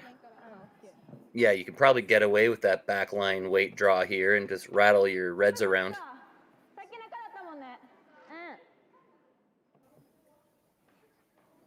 Yeah, maybe they heard you, so they cut down the ice a little bit, because if you know you can throw a little bit more weight than you need, you definitely want to cut down the ice so you can get through the hole.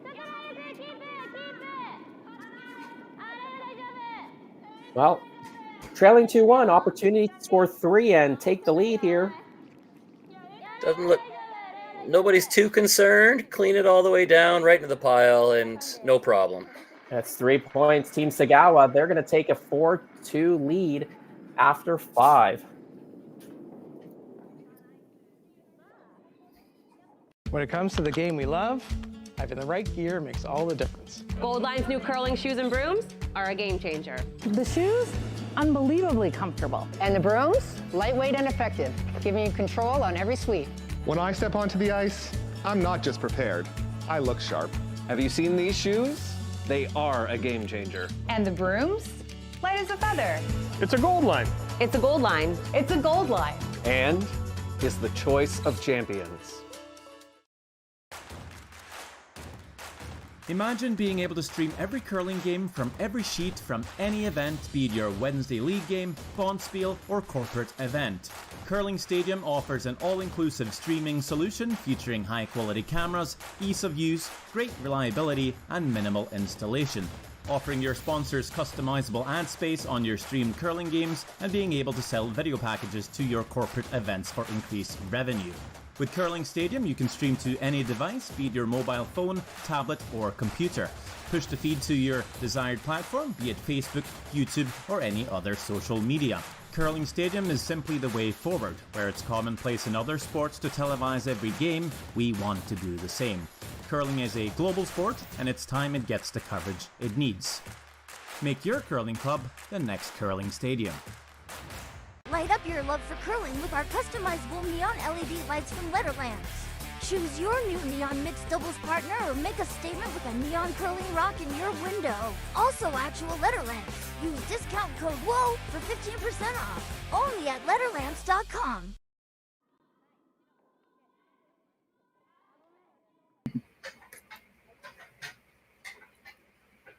Well, big 3 points by Team Segawa.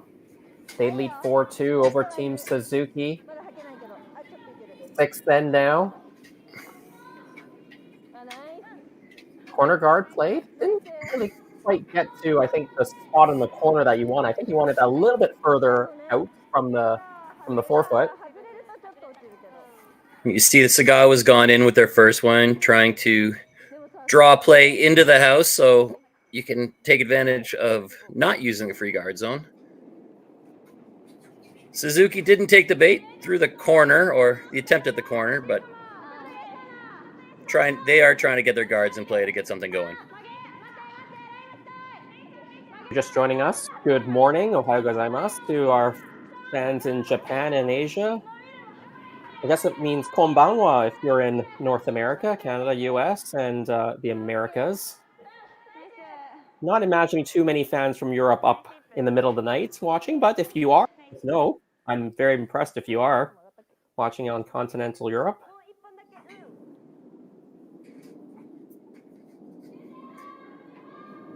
If you do feel like sharing where you're tuning in from, you can put that in the YouTube comments and we'll give you a shout out.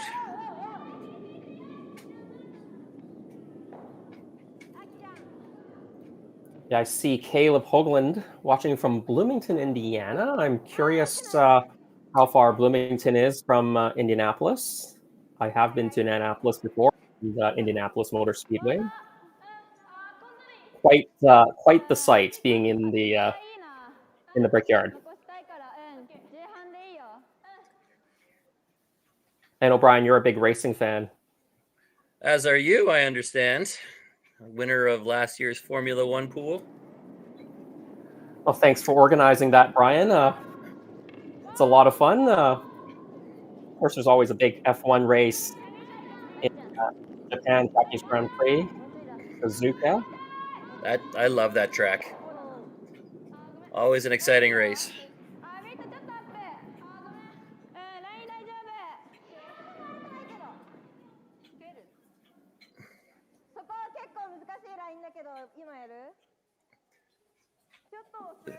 Well, Suzuki, sorry about that, Brian. Suzuki was contemplating a hit and roll on this red, but I think you can just draw and freeze onto this red stone and be behind that yellow guard.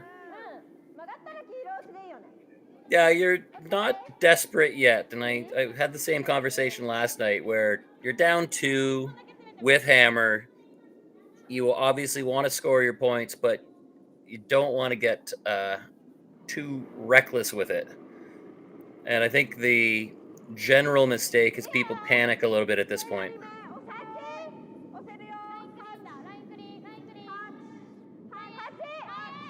Miyota Kuramitsu, the second stone thrower for Team Suzuki. She had been struggling a little bit with her weight earlier in the game. She taps this one back. Rolls open, though. So opportunity to make the takeout, the quiet weight takeout, and slip behind the guard. It did look like she hit that a little bit harder. I'm surprised that the red didn't slide a little bit deeper in the back of the house.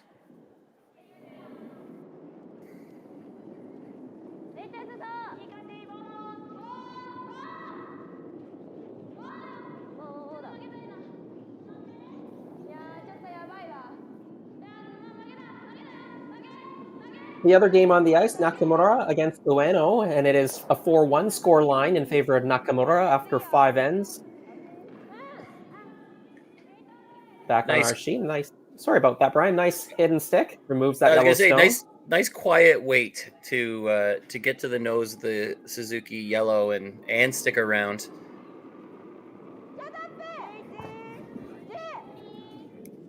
Yeah, as mentioned before, both these teams winless so far. Suzuki's 0-1, Segawa 0-2, so both really looking for a win to stay in the playoff contention. Also in their group is the other two teams, or are the other two teams playing in this draw. Miori Nakamura, they're 2-0, and Miyu Ueno, 1-0. And the third team, or the fifth team that's in this pool, is the team from Korea, Pasonyong. He's 1-1.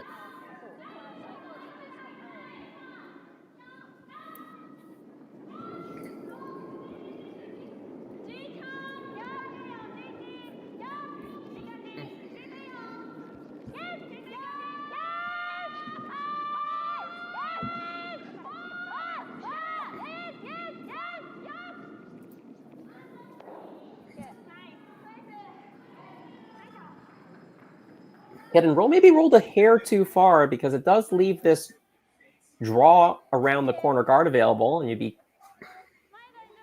corner frozen onto that back red.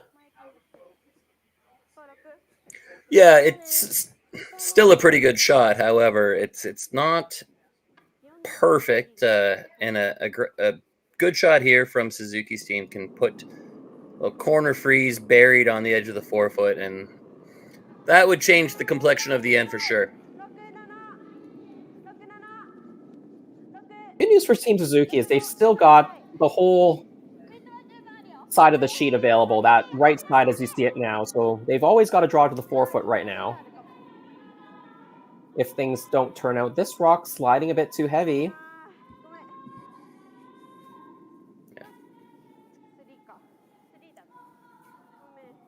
Another instance of just not quite having draw weight dialed in.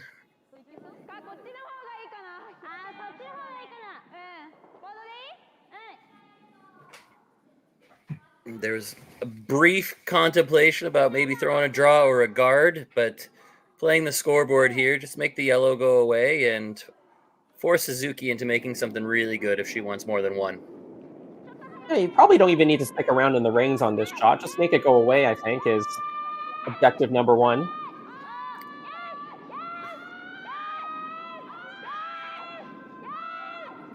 Then throwing a softer weight. They're really working on it. Chips the guard. It looked like she just got that started a little bit, which means that just set it a little bit along the curly path right out of her hand as opposed to getting it out to the broom.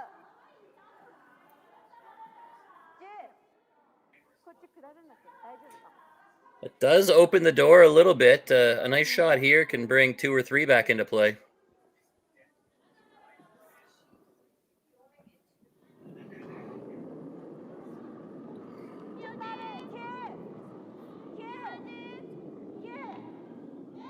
I heard them call Zhu. I think that would mean maybe a 10-second hit.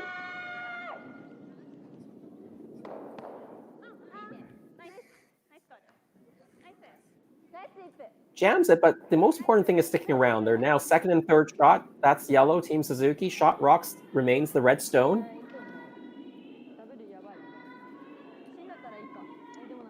Segawa here should still be in make it go away mode.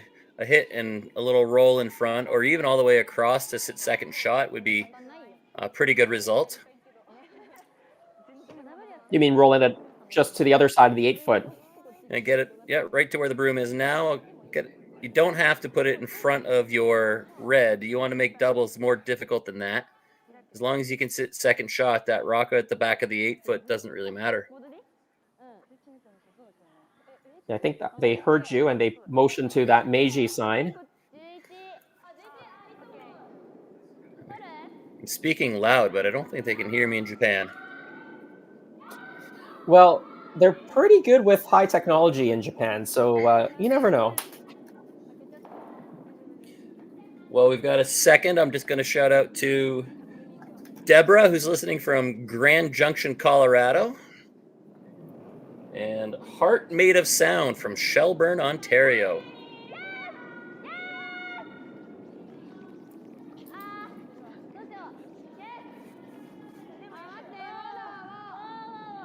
They've got a nice curling club in Shelburne, if that's the Shelburne I'm thinking of. Now that takeout was definitely not executed the way it was called. They've jammed it. They've left yellow as shot and second shot in the back of the 12-foot. And now an opportunity to set up a 2 or 3 here for Team Suzuki and tie the game or maybe even take the lead. Yeah, that one definitely stings a little bit. One where not throwing it would have been better. The only good news for Segawa is that both those yellows are behind the tee line, and if there's even better news, they're going to throw their yellow in front of both of them, so there should be a chance at a double, or at worst, there'll be a chance for a freeze.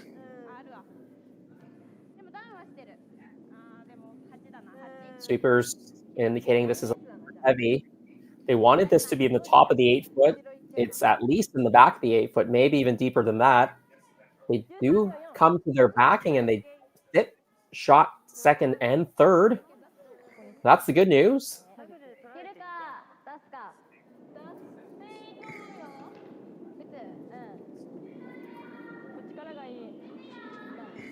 Bad news is they set up a pretty easy double here. Yeah, making 2 yellows go away and ideally sticking around would be the call. If they're taking what I feels like a lot of ice. Depends on the weight, obviously, but it seems like that's a little more than I would. If I was throwing it, that broom would be a lot closer to the center line. Yeah, I think the objective is to eliminate 2 yellow stones, and I think with the situation in the house and the scoreboard, I think that's what you should be trying to do. Throwing a little bit more weight and making sure the 2 yellow stones go away is well advised. But the other option here is if they throw a little less weight and cross almost to the nose or little past nose of the yellow they're hitting, they might be able to freeze to the one they're hitting. So get the back one out, but leave your red stone on top of the first yellow stone that you're hitting. And maybe that is what they're trying to do, but this is over curling. They get only 1 yellow to go away. Shooter rows away. So it is an open draw now for 3. An opportunity here for Team Suzuki to come right back with 3.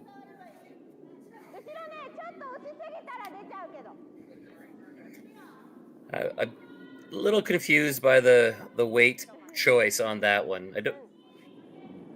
Sometimes you just get caught in between, well, we can do this or we can do this or this will work too. Like maybe you don't quite commit to one of the 3 possibilities.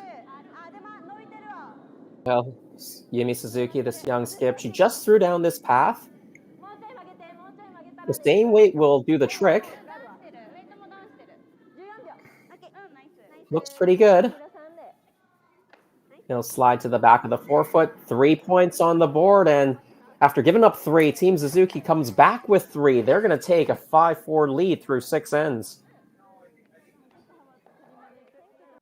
Calling all curlers, novice to pro.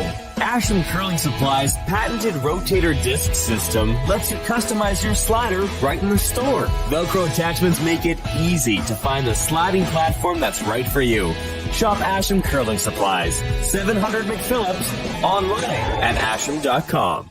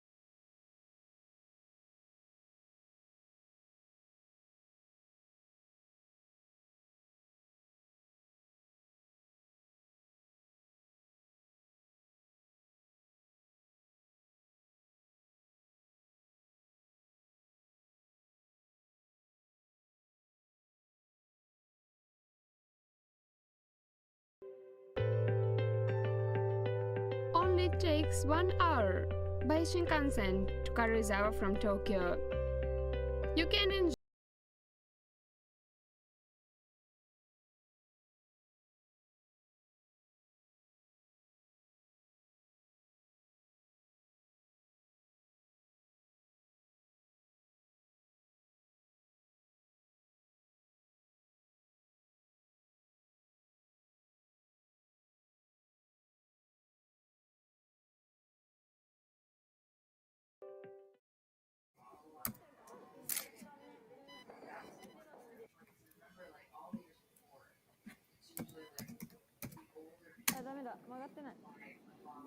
Well, a big end just transpired for Team Suzuki to retake the lead in this game.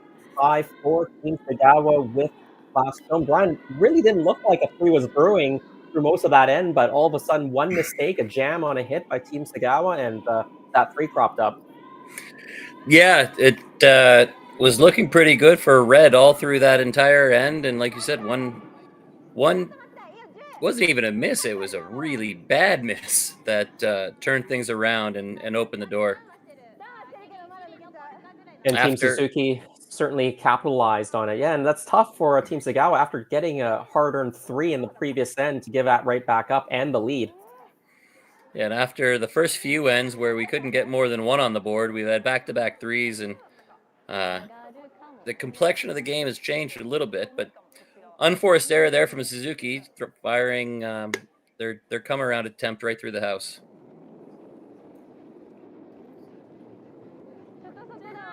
Well, Brian, you said you haven't had a chance to visit Japan, and I'm still watching those ads, those tourism ads, and I think you got to make it out there sometime.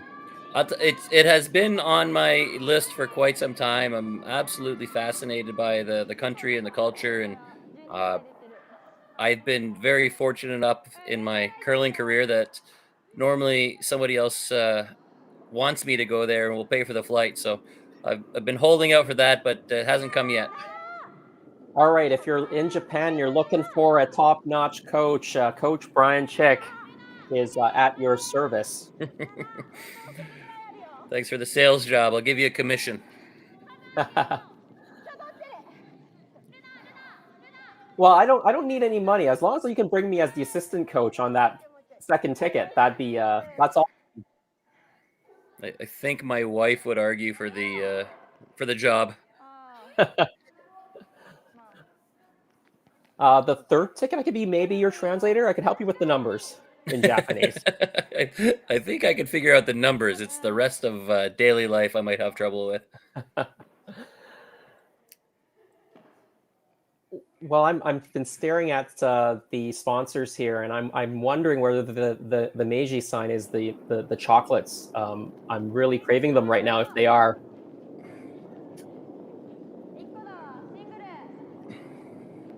Well, Team Segawa, not a nice looking setup up front, so they're trying to open up that front and access that yellow stone, that shot rock. They clear the guard, roll it to a corner, so that's a pretty good shot. They could use the corner guards for sure.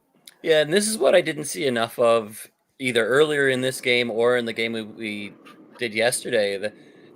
The tendency is to leave that center guard in the way far too long, dig yourself into a deeper hole, and then kind of panic at the end of the end where you don't have any options. By getting that out of the way now, you're going to give yourself an option at a better chance to score later on.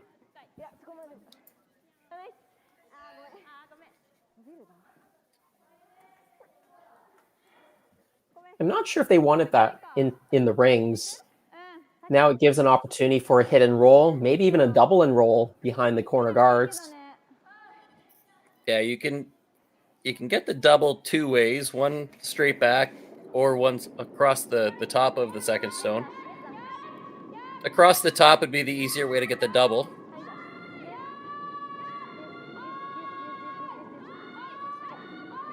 And the curl off the center line. They make the double the straight back way. All things considered, I'd take it. Yeah, they've got the 4-foot opened up now. Well, Brian, this is an interesting situation, right? You're in the 7th and you're down by 1. A lot of teams would try to blank this end and try to retain hammer into the 8th end and try to score your 2 and win the game that way. What's your take on the situation, on this situation? I'm not sure yet. I agree with you that a lot of teams would. Frequently, that I would say depends on who you're playing and at what level you're playing. I know we know the stats that the top teams would rather be down 1 with the hammer because they really like their chances of scoring 2. And I'll just be frank, we've seen a lot of misses in this particular game. And I think that if I could get the lead and go into the 8th end with the lead, I would probably take that in this particular situation. Yeah, I think what you said was really important, right? It depends on the team, and it depends on your opponent. And if you track your own games and you know the stats on how well you do in each situation, that can inform how you would play the end. In this case, Red tried to go around the corner guard, so that definitely means that they were trying to score and trying to score their 2 in this end. Yeah, if they were playing for the blank, they would have peeled the yellow on the corner. But I just think that and I don't mean to be rude, but the execution has not been quite as quite to the level that we're used to on some of these games.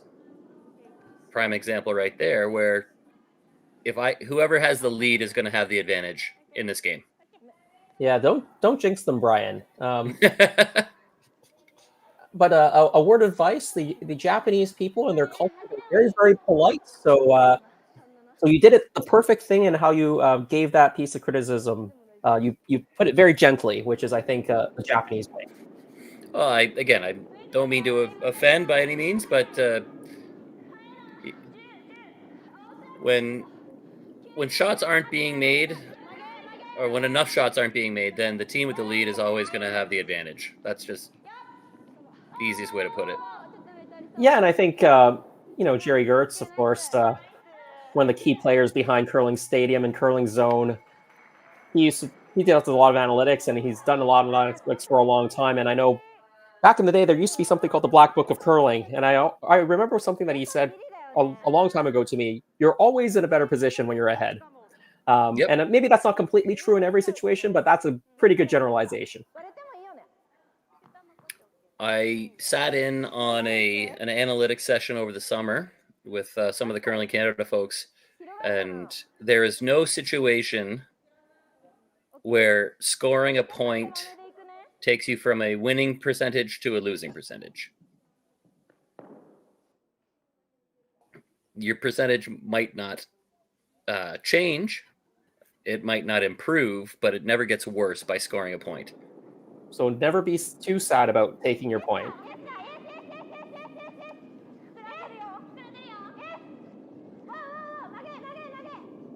Right, heading to skip stones now. Red has one buried on the back of the button.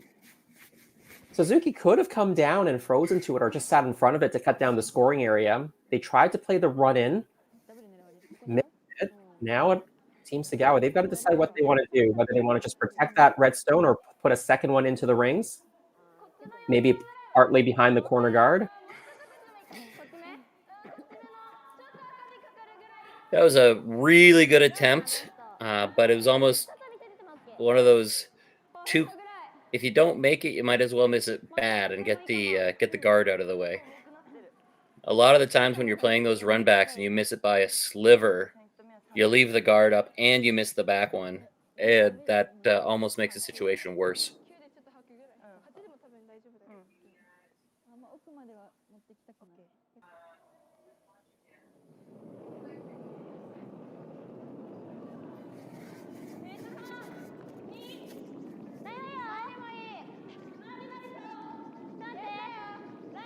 Kotoka Segawa with her first stone.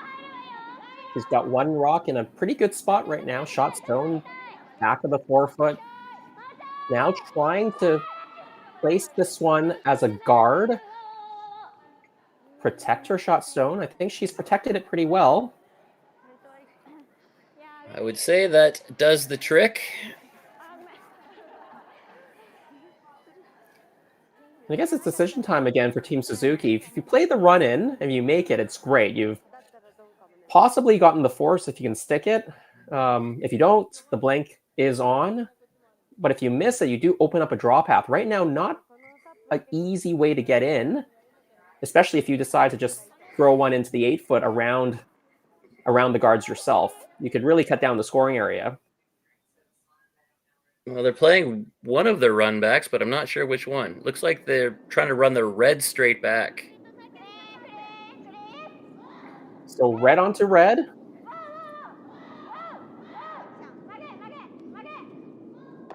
It's close, but she stuffs it dead on. Nut jam. That's really unfortunate. You know, it's one of those, if you hit it half an inch on either side of that spot, you probably make your double. Yeah, that's one of those shots where, you definitely had a chance out of your hand, and maybe a little bit of a different sweeping call may have made the shot, but straight back, jams it, and now opportunity for two is there. It is tough to get in, so it looks like they're playing a hit and stick or a hit and roll towards the middle here. Yeah. Anywhere on the center line side of this one, you can roll 12 feet and still count. Final stone. They're on this right away. It is curling out of her hand, but they're happier now, I think. Now they're cleaning. She makes the hit. And the roll. 2 points for red. They reclaim the lead 6-5 after 7 ends. It's a back and forth tussle. We're going to go to the 8th. Tight game. I don't remember a time when curling wasn't a part of my life. When I wasn't putting in the sweat and hard work to be the best that I can be. Clocking in the time, the effort to practice day in, day out. Curling is more than just a game. It's a family, a community. And when it's time to play, I know I'll be ready. Hardline, supporting hundreds of our next generation athletes.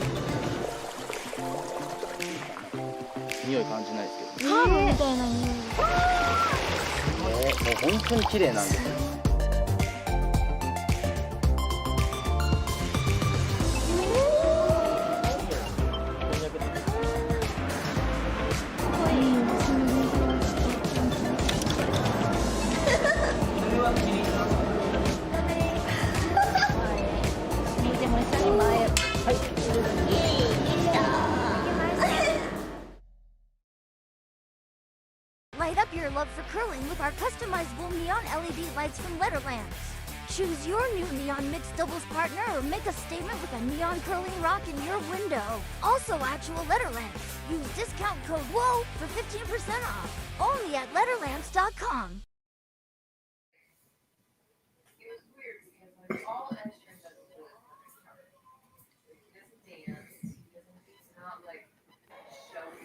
Well, welcome back to Miyota Curling Hall. My name is Jason Chang. Brian Chick alongside. We're going to the 8th end. Team Segawa taking 2 in the last end to take a 1-point lead. Team Suzuki with last one advantage. A back and forth game so far. A lot of momentum shifts. Some of that's induced by some missed shots, but nevertheless, it's pretty exciting here as we come to the 8th end.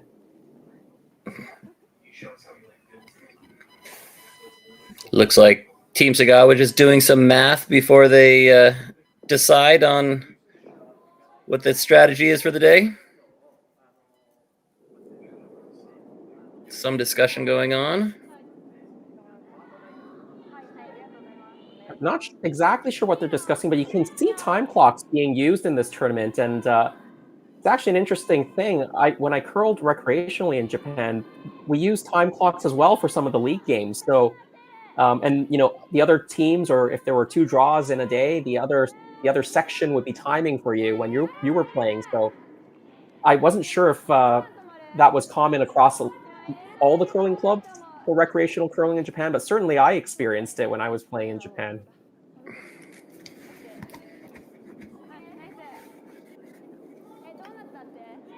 They're using the baseball-style scoreboards, which, while are clearer to indicate who scored each round, it doesn't do the total for you. So you have to do some little mental math to add it all up. Well, the curling stadium team doing a great job for us. 6-5. You can see it on our screens, and the rock countdown. So if we haven't drank our coffee or tea, Brian, we're always up to date on that score line and the end. Interesting first call by Team Suzuki here. The Segawa rock in the rings. They decide to hit it. I'm actually more confused by the second call from Segawa here.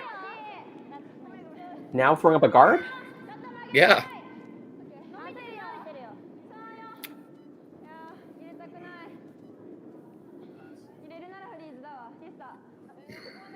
Yeah, I think this is not a guard. I think it's slipping into the rings.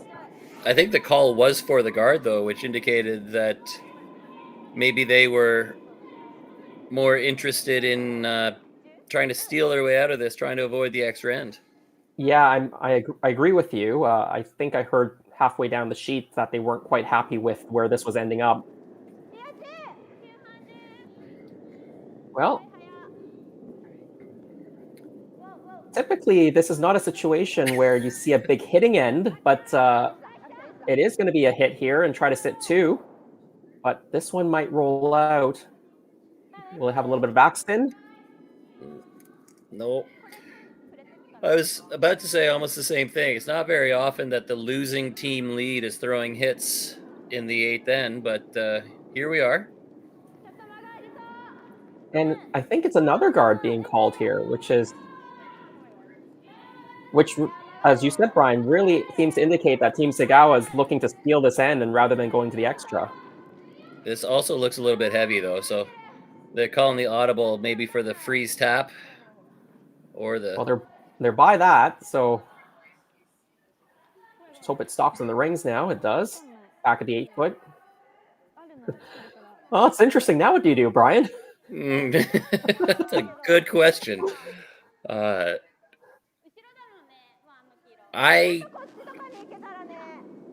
think maybe if I'm yellow, I'd throw my guard now. Protect your own Yellowstone. That's on the side of the 4. Make them throw a guard, let they peel it. I mean, I assume they peel it. Maybe they throw the freeze. I don't know. They're not calling the game by the book that I am aware of. Some Japanese creativity being employed here. This is a hit and roll. Trying to spread the Yellowstones out. Stays in the back of the 4-foot.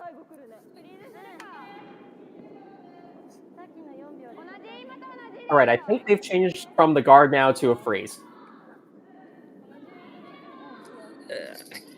Again, it's still calling. It still gives me the indication that they're trying to steal.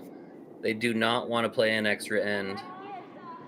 And sometimes when you're playing that offensive style, it actually tends to give the other team a few more chances.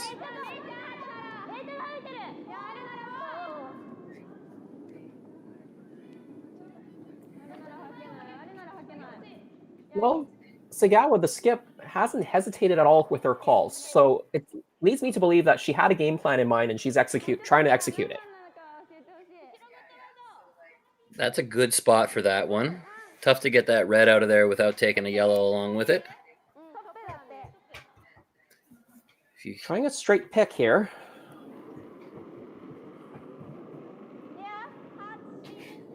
Kuramitsu, second stone thrower.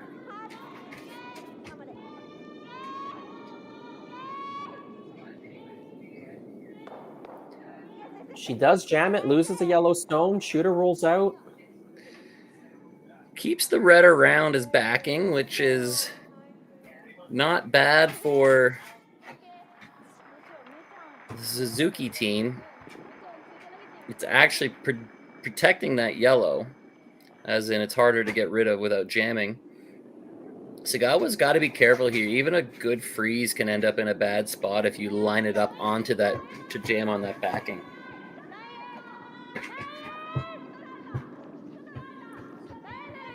That if you wanted to just go to an extra end, you just take out the yellow stone, and it should be a fairly routine force, barring no mistakes, of course. Well, this isn't a mistake, though. Yeah,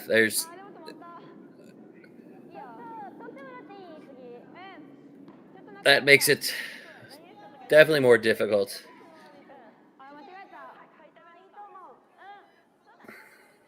As you said, those red rocks at the back of the house now is just making it difficult for Segawa to remove yellow stones if she never needed to. So much now to jam on. They're going to freeze right on top, and I guess if you line it up perfectly, it's okay. You could also just draw to the other side of the 8-foot and sit 2 that way. Yeah, that's what I was thinking. Trying to throw the perfect freeze has been really, really difficult. Nobody's been particularly precise with that kind of shot.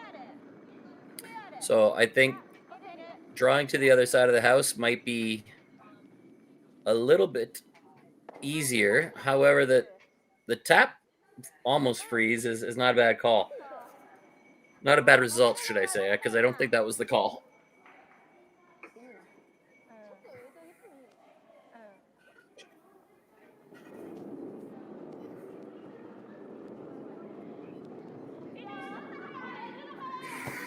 And another freeze tap being played here. It's interesting. Team Segawa has stuck to this in-turn side for the last few shots here.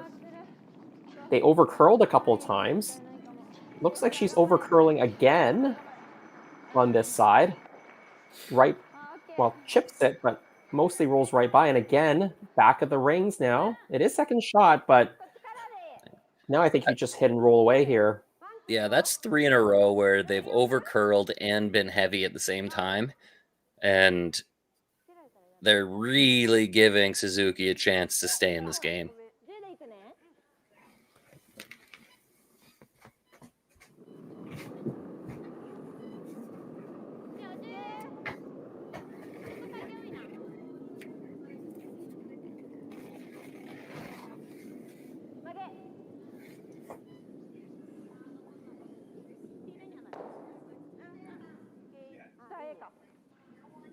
Rolls out.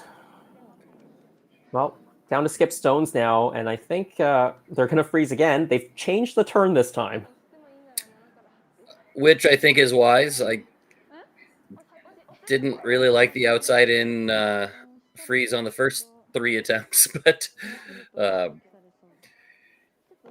if you can lock a freeze on and somehow stay shot, you give yourself a chance. But you've really, with a couple of bizarre calls and 4 shots in a row that didn't have the desired result, you've really opened the door for Suzuki to win this game.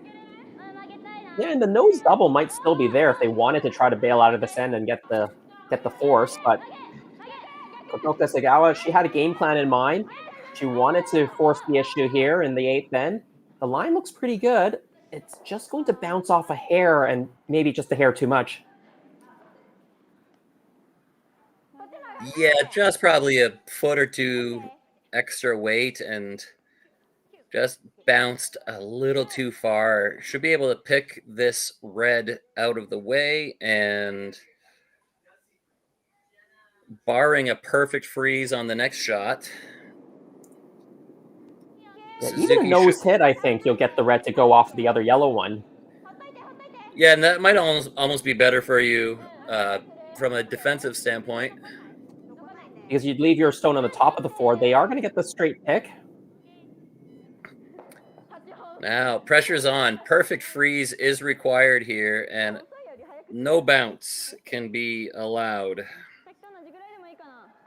Yeah, they just tightened up the ice by a couple of inches. They should know this path now. They just threw it pretty much the same path, just going a couple inches tighter.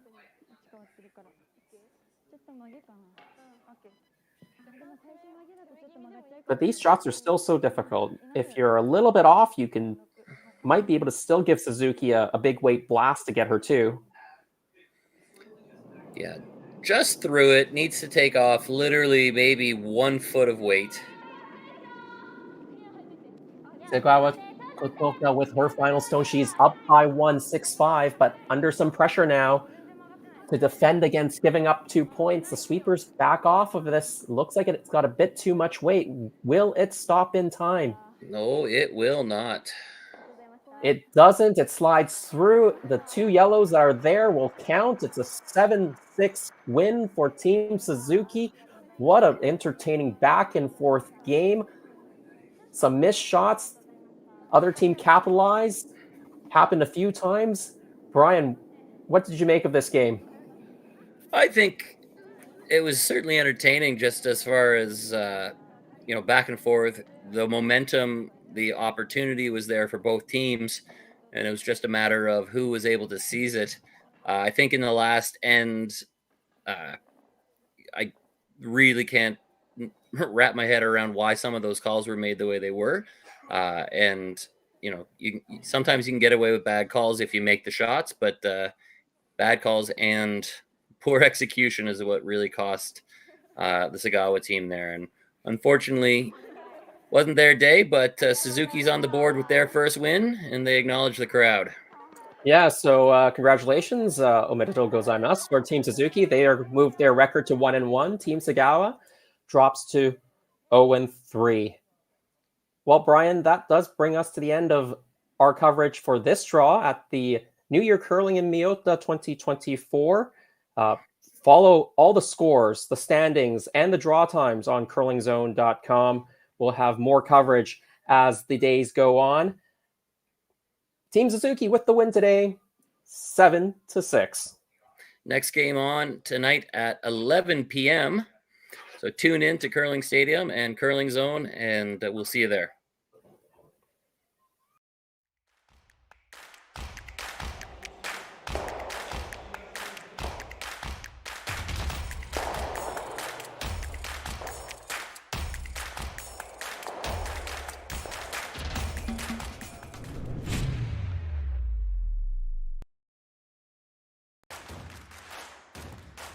Imagine being able to stream every curling game from every sheet from any event, be it your Wednesday league game, Bonspiel, or corporate event. Curling Stadium offers an all-inclusive streaming solution featuring high-quality cameras, ease of use, great reliability, and minimal installation.